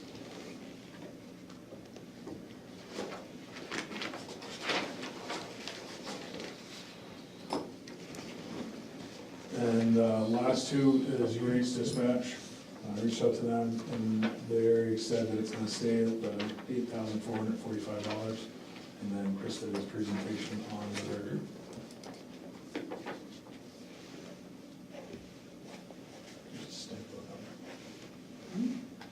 It's a Western Sea beetle. Bug, Yeah, Western we've been Sea watching bug. him walk up and down Stink your. bug. It's just on the phone. That's their official name. I see spots all the time, so it doesn't make a difference. So dispatch maybe it is was a staying the pest. same. Correct. I remember we had some talk about Bug crawling over his head. the dispatch, at least that last year, I guess, whether we were gonna switch it or do it different. The How only did that thing, all turn out? after the meeting, I received an email from the town hall asking me to look at prices. Yeah. I looked at prices and sent them in. I'm happy with where we're at with UNH right now. Okay. We have, I don't know how many years ago now, when Durham Fire left UNH, the towns of Lee, Madbury, and Barrington thought it'd be a good idea to combine and become a group for dealing with UNH. So we did that, and now when we talk to UNH, it's us it's the 3 departments. We've tried to work on things since we have the same dispatch agency that our mutual aid run cards, the format that we do them are the same. If we're using something, we're talking to Barrington and Madbury to make sure they're using it as well, so it's not each town kind of picking and choosing what we want to do and making it more confusing for UNH. And the chiefs that we have right now worked great together, so we have no issues with it. And the service that UNH is providing us is, we're very happy with. So it's the UNH dispatch? We, Wasn't there like, UNH, so UNH Another one? Dispatch is run and owned by UNHPD. okay, And then Chief Johnsfield and the police department use Stratford County. Stratford County, okay. Yeah, so that's the 2 different ones. And UNH, you're happy with UNH? Yep. So you wouldn't wanna do Stratford? Me personally, no. Okay. I think I raised the issue last year, because we were talking about repeaters and the future Yeah. development of repeaters and where they might need to be, because you talked about Mhm. dead spots. And we also talked about the new program that the state's entering into in a long-term agreement with FirstNet. AT&T. Yep. And I think that's still, what, 2 or 3 years out anyway, maybe. They're working on it right now. They're starting in some communities. Do you think it'll be in operation when? What they say last meeting, within a year? Yeah. AT&T has it offered right now, What's that? FirstNet. Yep. Yeah, Yeah, we've- they're offering it right now, so I don't know. Yeah, Seacoast Chiefs, It's we've had a available. couple of meetings with them, they've come in and discussed it with us. The state of New Hampshire signed an agreement with AT&T, so they have a date that they have to meet. I think it's a year or two that they're gonna be mostly up and running, but to get the percentage that they need, I think they have up to like 5 years, but that's gonna be more north, trying to get all those towers up. And what is that going to do to your communications? I'm not sure. I've sat in some of these meetings, they've shown us what it can do. I think there's some good stuff, some bad stuff, potentially. I'd want to sit down, the rep from AT&T and FirstNet, so that they come in and talk to the area departments. You know, one of the concerns is that phone's not gonna work. I need to buy their phone, and it has to have their stuff in it. And then there's a monthly cost, just like a normal cell phone bill. For those of you that don't know, the FirstNet is gonna be a service provided to first responders. So when we have a lot of these large emergencies, like Boston had a couple years ago, when people use their cell phones, they take over the towers, all the phones crash and nobody can use them.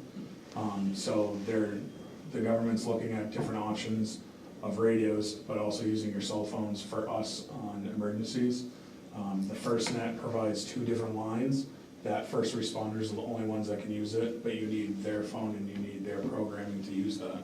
So if there was an emergency, a catastrophic one, you know, in anybody's community, we could still use our phones and it would bump people. If it's that big of an emergency and those 2 phone lines, let's call them, are full, then we actually start bumping out the public. So if you go to use your phone, it'll crash because we're taking over those lines. And so it's just another way of communication. The neat thing that I did see is one of the programs that they do have in their phone, the gentleman that was using it was talking on it was like a radio on your phone, and he was talking to somebody in Pennsylvania through his phone in real time. So So that's another thing. if I go on vacation, not that I want to talk to people on vacation, but if something happens, I could be listening to the phone, I could be listening to the emergency and talk to whoever's on scene at that emergency right then and there. So there's definitely some good stuff. So that's coming. The other thing they have to provide is an antenna truck. So if there's a large emergency, they'll drive that truck to wherever the scene is and use that to boost everybody as well. I'm just skeptical and want to know more about it, because obviously there's costs with it, just like anything else. I'm just wondering how much it's going to replace present equipment, so you don't have to renew that equipment when you go to FirstNet, and that's what my interest is. If this will take over kind of before the radios that we have now. I don't see that happening in the next 5 to 10 years. I don't know. I could be wrong though. The first step, I don't know about the radio part of it or whatever, but AT&T's already offering it. They have it. Yep. Actually, Brendan Yep. and Jesse just got on as first responders, Yep. so, for their own cell phones. And so they have that plan, and they guarantee that they won't drop, you know, Yeah. first responders and all that stuff. So Yeah, it's I here. don't know how it's gonna work, but, yeah. Supposedly, Interesting. so they're already doing it, yeah. We were at AT&T in Dover, so they're actually both on that. So I guess they've started it, but Yep. this is the first phase. Are we Who good? knows? We good? I got a question for Julie. On this revised sheet of November 13th, Mm-hmm. it's got $91,000. Is that what your over budget is? You mean the increase in his The budget? increase, Yeah. yes. Increase, Yes. yeah.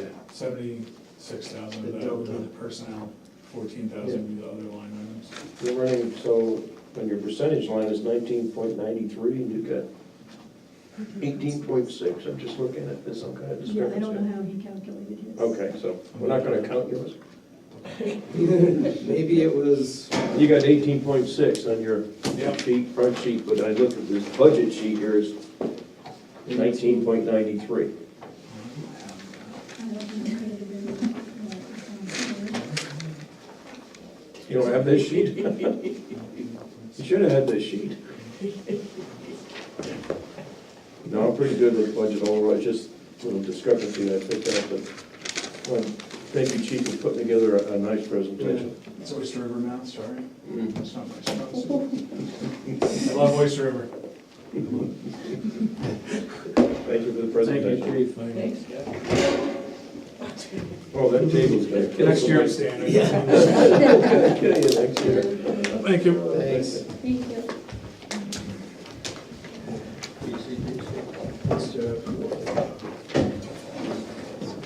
TCBC. Yes. Did you already have a tab? Town Center Vision Committee, do we? don't have it. Oh, are you doing it? John and I are. Oh, okay. And the people are, the whole committee is doing it. Oh, good. I'm just passing out papers. 1, 2, 3, 4, 5, 6. 1, 2, 3, 4, 5, 6.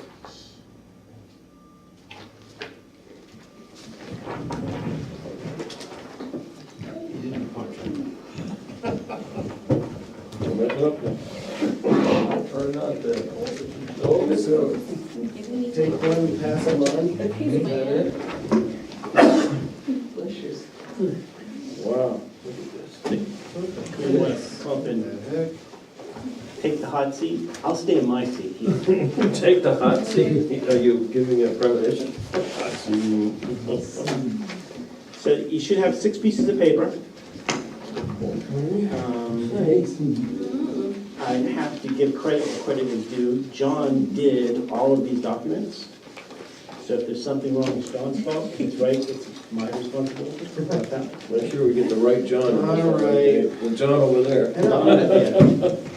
So the first 2 pieces of paper are something that, when we sat down with the board, this is the TCBC has already seen this, but the ABC hasn't. This is what we came up with. The plan is to put some money aside for the town hall renovation, but not included in the total project at this particular time. The Historical Society building will be relocated, but it will not be renovated. The annex building will be relocated but not renovated, but sounds like we'll have a new roof at least. Yes. The tool shed and tramp room, nothing will be done to that particular structure. The municipal building will be, this is a new structure, so that will remain the same at the 4,865 square feet. The library will have a 3,700 square foot addition, and the current space will be renovated. The rest of the sheet confirms other costs, site development, and then the soft costs, which are like the fees, architectural fees, things like that. There's a list of things that it covers. The last part of the second page shows funding, possible funding. It gives you the total cost of the project of 4.5 million. And also it talks about the different available funds that we could possibly use. Library Capital Reserve Fund, the Library Fund, Library Foundation, the Town Buildings Capital Reserve Plan for town buildings. These are renovations and maintenance things we're gonna do on the buildings are gonna be renovated anyway, so we don't need to do it twice. Town Buildings Capital Reserve for other purposes, and possible grants. And if you take out a bond for $3.75 million, 20 years, 4% is very, very conservative. They've been in the 3s lately. And it tells you what the first initial principal payment was, the first 2 interest payments. And then down this last section is in terms of the average median house value in the town of Lee and what that particular expense would be against those particular houses. excuse me, I have a question. Yep. To go back to page 1. Up on the upper right where it says, this is the agreed on plan. Mm-hmm. Agreed on with, You. what does that mean? This was when the TCVC met with the select board. Okay, And I showed that spreadsheet that had the baseline, which is what LBA come up with. And then there were 3 other columns. okay, And we talked about, well, if you reduce the library by this, and if you did this. And then the select board said, well, we'd like to do this. And I went down that list and took what the board Okay. told me and put them in. And Okay. then- So that's, no, I just wondered Correct. who the parties were to the that- agreement. You. That's, when I got home, I put the colors in and I put in that word, and this is the agreed on plan. And I took out the other columns that were no longer being considered. Okay, so the cost then, is this accurately reflected also in the architect's eyes? Would they see this same thing? The architect has received this spreadsheet, Okay, yes. and he's given cost estimates based on, And he has said, he hasn't given us those, but he has said that's what he will work toward. And he said that the person that does the costing has this, and they will select materials and methods and so forth to stay try to within this not cost. exceed the $270 a square foot and $100. Okay, so it's not gonna change between now and the time you have to go to the public with the Other presentations and than so at on? the, $10,000 or. Oh, yeah, no, but I mean- Small amounts, yeah. Yeah, okay, Correct. And you will see their cost estimates when they do the presentation on the 10th of December. They'll show us those. But Okay. he has, Valley Bressinger has this particular document. So he can see where the unit cost that we're anticipating for those Oh, okay. particular activities. So- fine. So any other questions on the first 2 pages? And these square footages are driven by program spreadsheets that we had each of the departments doing. So it's been driven by what they said they need for doing those particular activities. So, Scott, when I was at the meeting, and John was just talking about, there was a discussion about where zoning and planning were gonna be, if they were gonna be. yeah, Does this have them in the same building? they have them in the municipal building, yes. Okay. Yes, yeah. Does the contingency normally be at 10%? Is that kind of an industry? Contingency actually should be applied building by building, project by project. So if you were gonna do it the best way, you would look at something like renovating the old town hall, lots of unknowns, higher contingency. Building the. Based on the risk, it's just the risk for each building doing the renovation. The architect has really wanted to push this number and percentage lower. When I looked at other architects that had presented municipal plans to other towns, I was seeing 10 to 15%. And the previous architect was recommending 10%. So that's where the 10% came from. Okay. Any other questions on those 2 pages?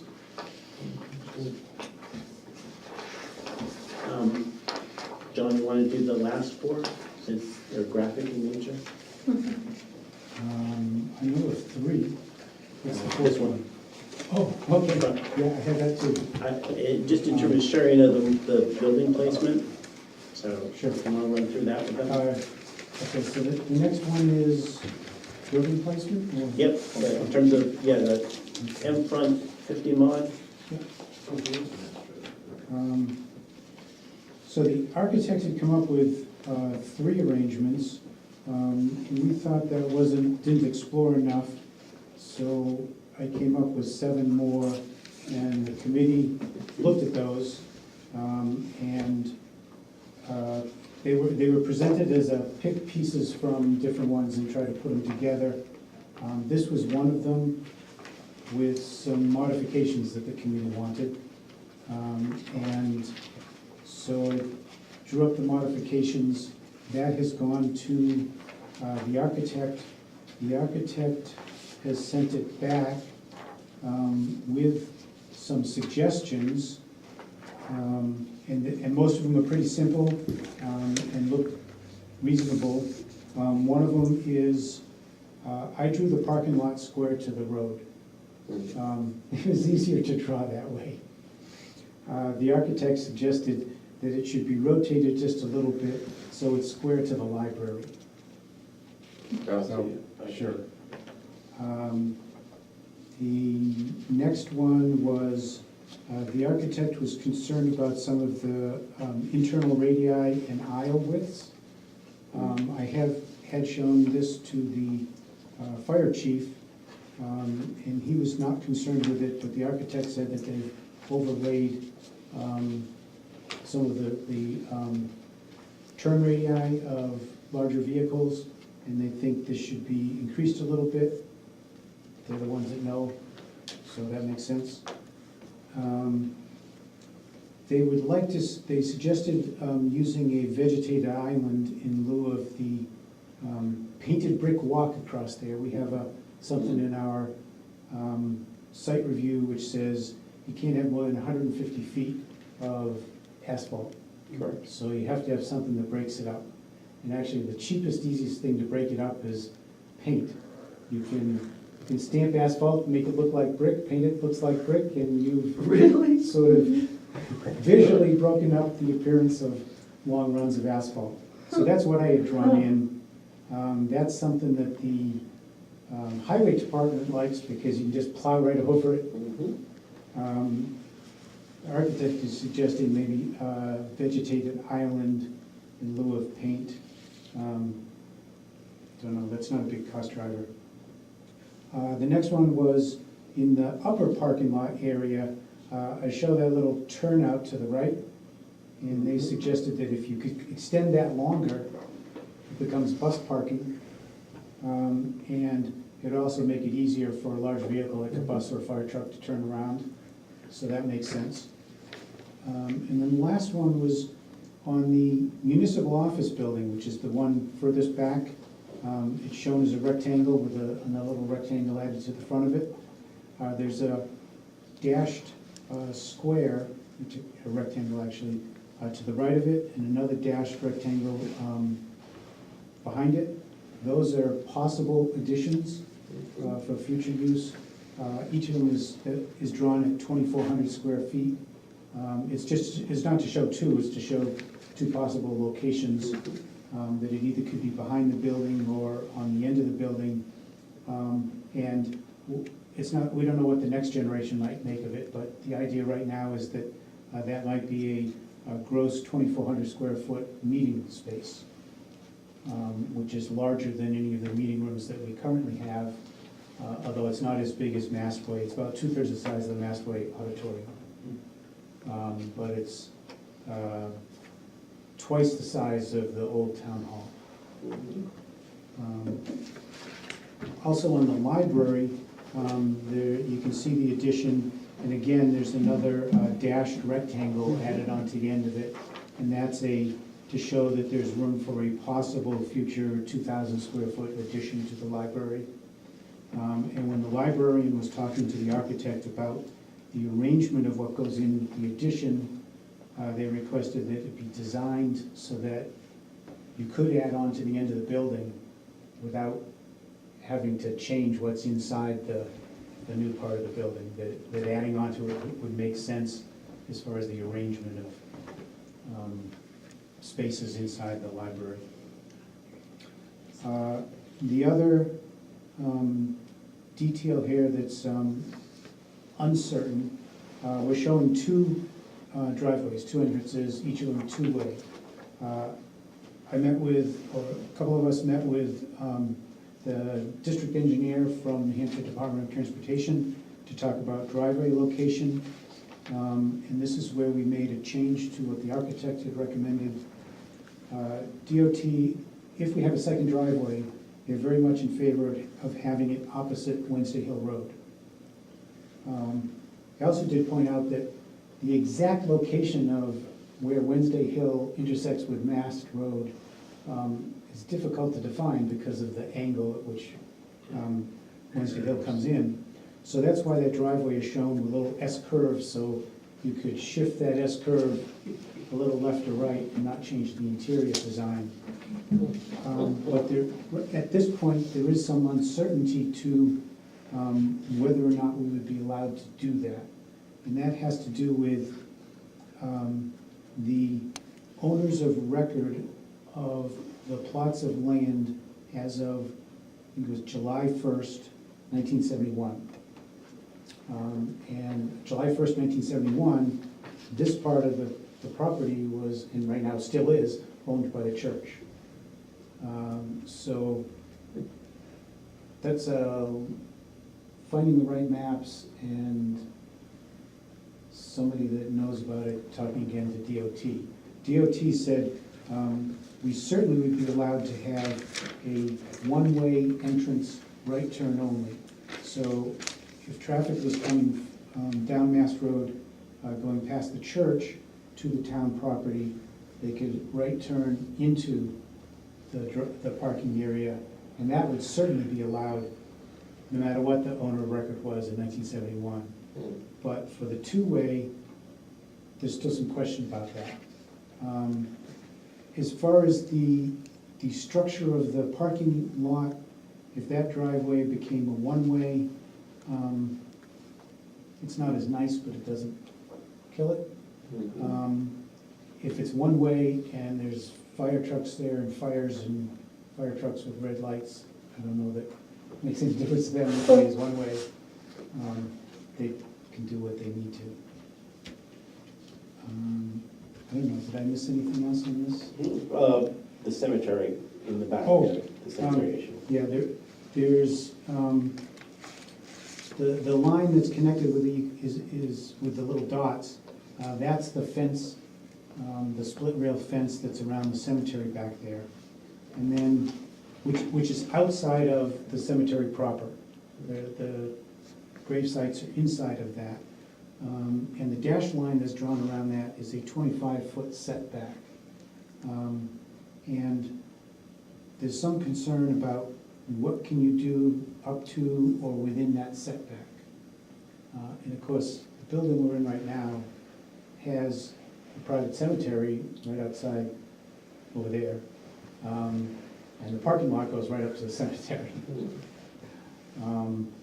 So the architect had just pointed out that if you were going to put an addition on the back of the town hall, where the municipal office building where it's shown now, and it was going to be that shape, that's getting very close to this 25-foot setback. So there might be some issues about that. Because maybe it wouldn't be that shape, and maybe it wouldn't be centered on the building. Right. Are the curved swoopy lines, dash lines? Oh, all the is that- hatched- Is that wetlands? Oh, Go to like, yeah, like- okay. do the whole thing. You see the line that says edge of surface water? Yep, That's the edge of the bog. And then offset from that, the first dash line that follows that shape is the 75-foot setback yep. for construction, for buildings and parking lots and so forth.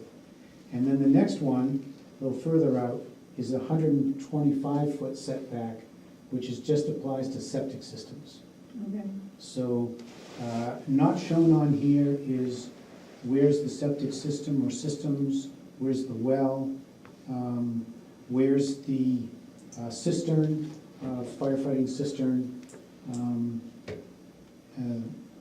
the well, the septic system. The architect's going to figure out where those go, whether there's one or two septic systems, depending on how far you got to go from the buildings and so forth. I have a couple of other questions. Under the town hall renovation, there's nothing there for crawl space renovation? Going back to, yes, when the architect gave us their numbers, they gave us renovation costs for level one, $125 a square foot. Yeah. And for level two, $75 a square foot. And I was not certain that this had included adequate accounting for what's needed in that crawl space. To renovate the building, you're going to be taking out the floor and putting in a new floor, an all-new structure underneath it. And to prevent the problems from recurring, you're not going to be leaving an uncovered dirt floor. So at the very least, you've got to do something like where they put down the real heavy plastic, some material under it so the plastic doesn't accidentally get perforated when the workman's under there working on wiring, whatever. So that would be And it part, has to go up the sides. that would be part of the crawl space So renovation. that's what I put in, this crawl space renovation.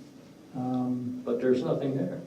Well, I put it in, I put it in as nothing, and because I didn't know what it was, it's not in the baseline, because the architect didn't put it in. I don't know how much of this $125 a square foot includes that. I doubt that it does, because the renovation of other buildings, like the library, is $100 a square foot. But in the library, we're not talking about completely tearing out the floor. No, Yeah, I'm not trying to pick on anything, to me, it's kind of an open, just a question of Yeah, what I they're think gonna this do, is what the- cost is the- involved with the crawl space. The architect's cost estimator is working up the details of all of this. Okay, And so they're gonna come back with those numbers. Part of from the select board's directions last time we met, that renovation is not part of this project, it's being handled separately. yeah. And that $308,000 number that's shown there, by the time you put on soft costs and contingency, that's $400,000. And there's no interior renovations now for the museum? That's been taken That out? was taken out also. Again, that was from the meeting with the select board, that the museum would be moved, it's put onto a new foundation, but that's it. And again, same with the annex, it's moved, put under a new foundation, but nothing there for renovation. And that brings up a question about the, let's see, on page 2, where it shows sources of funding, it lists grants, $25,000. That $25,000, now that the historic buildings are mostly taken out, the only historic building we're doing renovations to is the schoolhouse. That $25,000 may be optimistic, Yeah. but $25,000 here or there doesn't make much difference in the bottom line as we're looking at it at this level. That's correct. And we'll get updated numbers on the December 10th in terms of what's being done, because he's still including the changes to the town hall. They're not in what we're gonna put forward to the voters at this particular time, but he's still gonna include it in his proposal. Okay. So we can see what it looked like. Yeah, in terms of what he's planning in there, because one of the things we talked about is, jacking up the building, putting up foundation. And Mr. Meter said, why are you doing that? You're ripping out the inside and renovating it, go from the inside down, fix your floor issues, and then do the rest of the building. So you don't have to move the building, because when you start moving a brick building that's that old, you're gonna get cracking, you're gonna get all kinds of problems. He said, why move it? There's no sense to move it. The other thing, just to be clear, in terms of the dotted lines in the M front 50 mod thing, those are just in the future, and they're not part of this proposal. They're just for future expansion, just to say, in the future, we could have spaces, where we could add on to those. Absolutely. Just be aware of that. The other thing on the parking areas that are shown, there were quite a number of different parking arrangements shown. Some showing much more parking here, larger number of stalls nearer to the town hall. Some parking areas going up to 25 foot from the front property line rather than the 50 foot. This was the arrangement that the Town Center Vision Committee preferred, to keep, for most of the property, to keep but to establish the 50-foot setback, which is part of our zoning. The hatched areas that are shown, the walkways all around the parking, as visioned right now, this is all one level, it's all asphalt. and those are paint.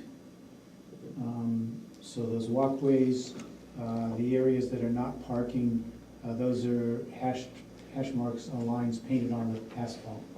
And that's primarily looking at clearing of snow that makes it easy to plow. There is right now just one delivery spot, parking specifically called out, that's up near the municipal office building. The upper leftmost parking spot is listed as a delivery spot. It's wider than the others.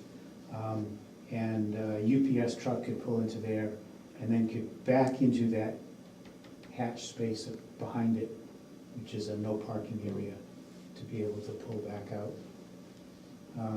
I haven't drawn, we didn't draw in one near the library, but there's room for it if one of those was to be turned into that.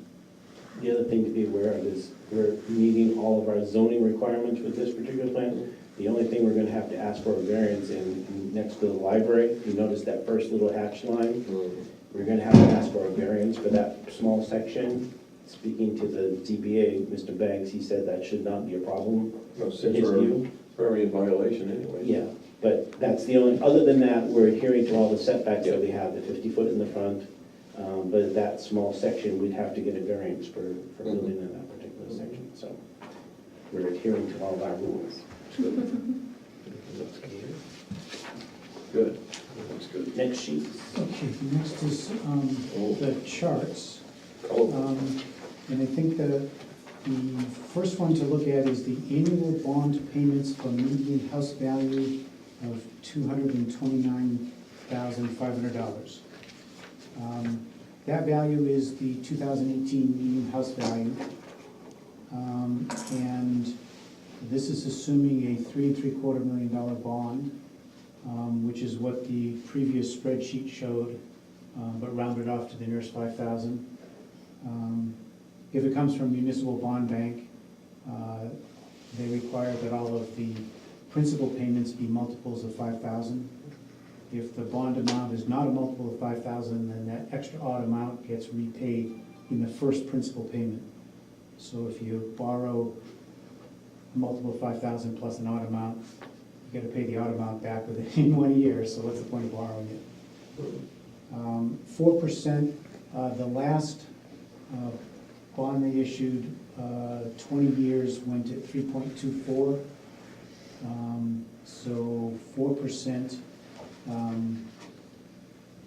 Both the treasurer and I, who've looked at interest rates, think that we can't imagine it being less than that, and couldn't, in good faith, use a number smaller than that. And that the $459 million, that is the 2018 total taxable valuation of the town. And right now, these numbers are showing that not increasing. In the spreadsheet, I could put in having it increasing at some rate, but that makes very little difference in the early years.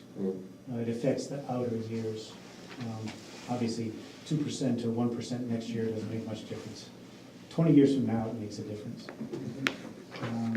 So this shows the two bonds that we currently have, the Public Safety Complex and the Transfer Station bond, stacked one on top of another, and what a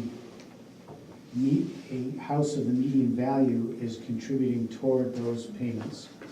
And then the new town center bond at the numbers specified in the box. And if it was taken out in the first half of the year, then in the second half of the year, you would have just a interest payment. And that shows up, it would cost that house $45. And then the second year, which is the first full year, you have 2 interest payments and a principal payment. So that's with the biggest payment.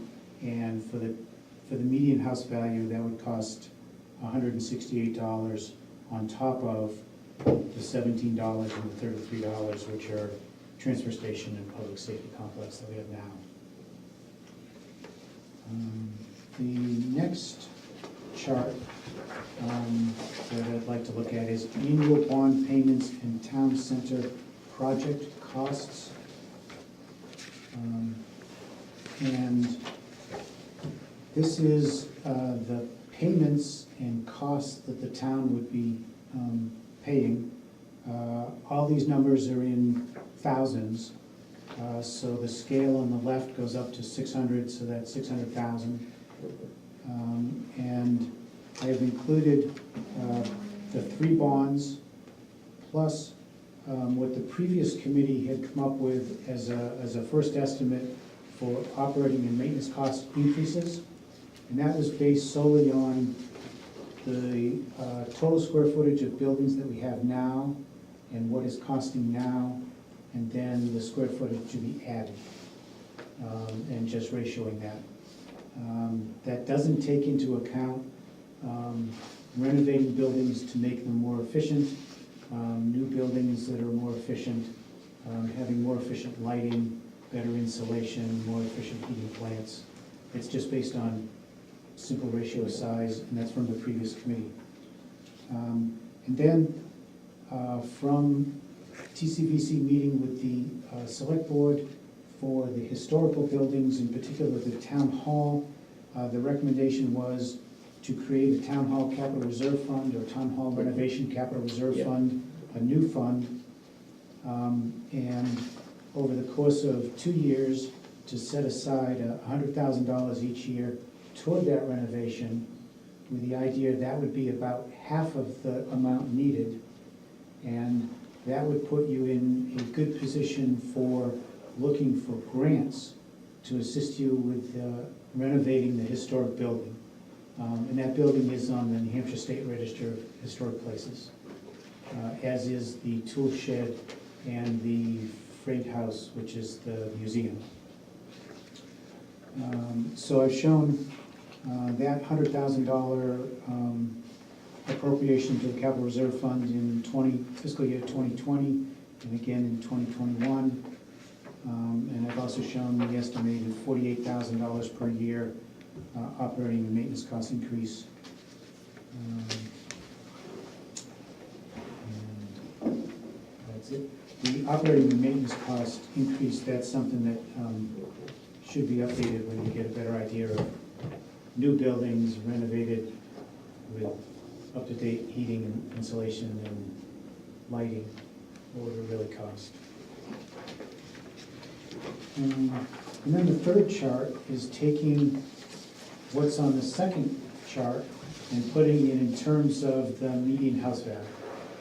So this is for the median house value of the $229,500. What would that house be in taxes have to contribute each year toward the costs that the town would be paying that are shown on chart 2. And that shows that in fiscal year 2021, there's something I forgot to mention on the previous chart. I'll tell you about it here. In fiscal year 2021, again, the taxes on that house would be contributing $33 towards the public safety complex bond, $17 towards the transfer station bond, $168 towards the new town center project bond, $24 toward the increased operating cost, and $50 towards the town hall capital reserve fund. With that median cost and what we have right now for total taxable valuation, it's really nice and neat. Total taxable valuation is almost exactly 2,000 times the value of the median house. So if you add $100,000 on, it costs that median house $50. And it's only off by a few pennies.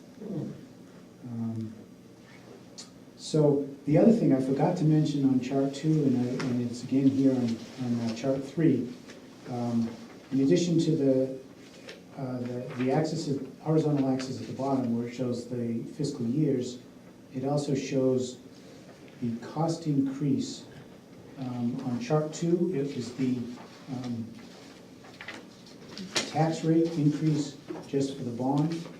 So that's like in 2021, in chart 2, 73 cents per thousand.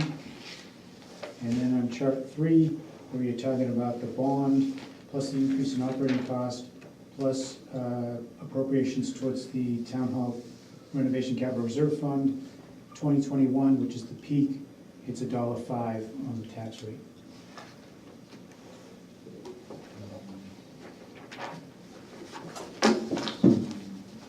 Any questions? Nicely done. Nice job. The increase that you have listed here, is that year to year? So it goes up 82 cents in 2022 from 2021, or is that increase from the current rate? No, that is based on, relative to the current rate, Wasn't the current rate, okay. relative to the current. So it's not cumulative, it's. That's So- like, that was my Yeah, question. 2020 increases 41 cents from the current. 2021 is up $1.05 from the current. And then after that, it's coming back down. Okay. No questions? No, not quite, no. Any You had comments? mentioned before, the architect's working on a cost function for renovating town hall, Yes. right, and the other buildings as well. Yes, all of the buildings were part of the. All the ones that were request skipping, for yeah. Quotation, everything that's there, they're working out costs for. Okay. We've just told them that when we present things to the town, we're presenting it in this different way.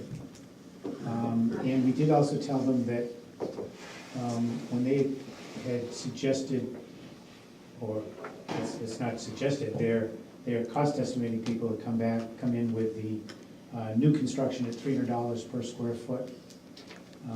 When they first estimated, it was $325. But then when their cost estimator did it more carefully, with what's known at this stage, it was $300. And then per the request from when we met with you last time, we said we want it lower, $270.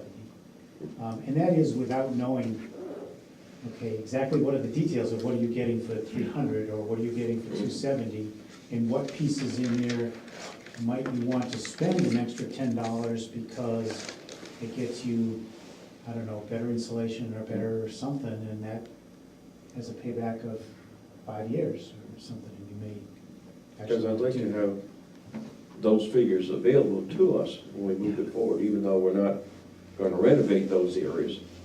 And so we can let the townsfolk Yes. know that we're not forgetting these pieces, No, they're we- part of it, it's just not right now. It would have those details, and Okay, it would good. clear up, for the town hall, it would clear up that question about, Crawl space, yeah. is the crawl space, what's needed to make the crawl space, to solve the moisture problem, is that included as part of the first floor, or, that would all be detailed. Okay, good, thank you. It's not gonna be detailed to the point that it would be if you had engineering drawings where you were actually specifying, the model of the windows and the doors and so forth. Just It'll wanna- be the grades of those Yeah. things, but not. Just so we can convince the townsfolk that it's not forgotten, we have put some thought into it. Yes. Good. Any comments from anybody else in the TCBC? Okay, looks good. Yeah, well done. Very nice. Very nice. Thank you.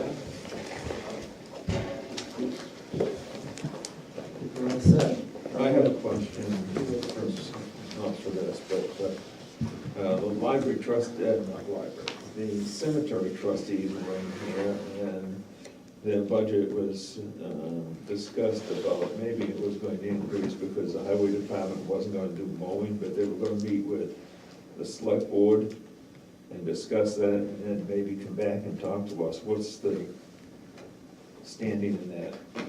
It's all been pretty much resolved, really.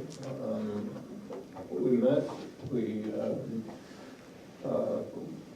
the town is going to not only maintain, but then they also changed the procedure where it would come from, if you would, directly from the family to the funeral director into the town, and they would then, or we would then, either one, contract with somebody to speak dig the grave, et cetera, et cetera, et cetera, but we would still be responsible for the mowing and things like that.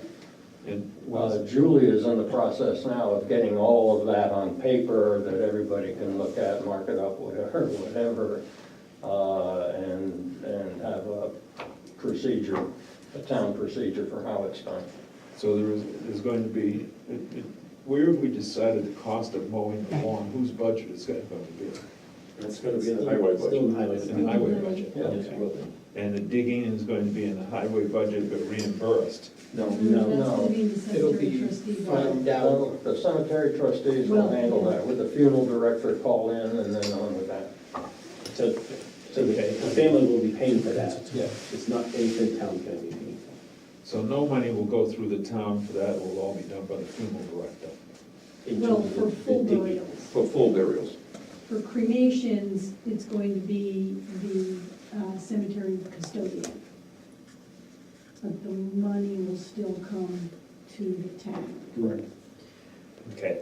They're gonna find out. I don't mean to. So that's what she's writing up, in terms of the whole procedure. Yeah. So that we're okay with it, and the cemetery trustees and the custodian Yeah. will all know what the procedure is. Everybody will sign off on it, say, there it is. I don't need, I don't wanna beat a dead horse, but because we're a cash accounting system, basically, someone's budget pays for that, and then it's reimbursed, but it goes into the general fund. Correct. So there has to be a dollar and cent amount somewhere, even though we're gonna get reimbursed. So I'm trying to figure out where we're gonna put that dollar and cent. The cost for the cremation burials will be in the cemetery trustee budget. And so that'll be an added amount, put more in. Correct. That's all I'm asking. Yeah. Yeah, There you gotta know also- where it goes, right, yeah. There's also gonna have to be an increase for the wages of the cemetery custodian, because that person needs to be treated like an employee. So you have to follow all the wage and hour rules. So that's going to also be in the cemetery trustees budget. Yes. So we're gonna, at some point in time, know how much that's gonna increase that budget, those two items. Yes. So the custodian is really Is the that supervisor Mary of Ann? the cemetery. That's the sexton, that is the sexton. She's the chairman of the cemetery trustees. Okay, so who's the custodian? They haven't picked one We don't know yet. yet, We had a previous one. Oh, I was under the impression the previous one was gonna stay on. He will, when the MOU, the understanding. We'll is in see. place. Oh, okay. That would make life easier. Yeah. But he won't do it until So it's in writing. everything, everybody understands what the rules are and what is gonna happen. When that's written down and everybody's agreed to it, it's my understanding that you will have one. It'll float. I'm not terribly excited about the MOU, I just, in the budget I process, understand. I just wanna know where the dollars and cents are going to be for the outgo. Well, the MOU will actually, dictate Income that. goes to the general fund, that's all I'm asking for. Somebody's beeping. It's just me. It's you? I'm What's just starting going on? my car. Oh. Oh, boy, Oh, my gosh. that's nice. Anything else? All right, I guess we're done, I'll turn it back over to you. Okay. Motion to Make a adjourn? motion to adjourn, Second. all in favor? Aye. All right. Tally ho. Thank you.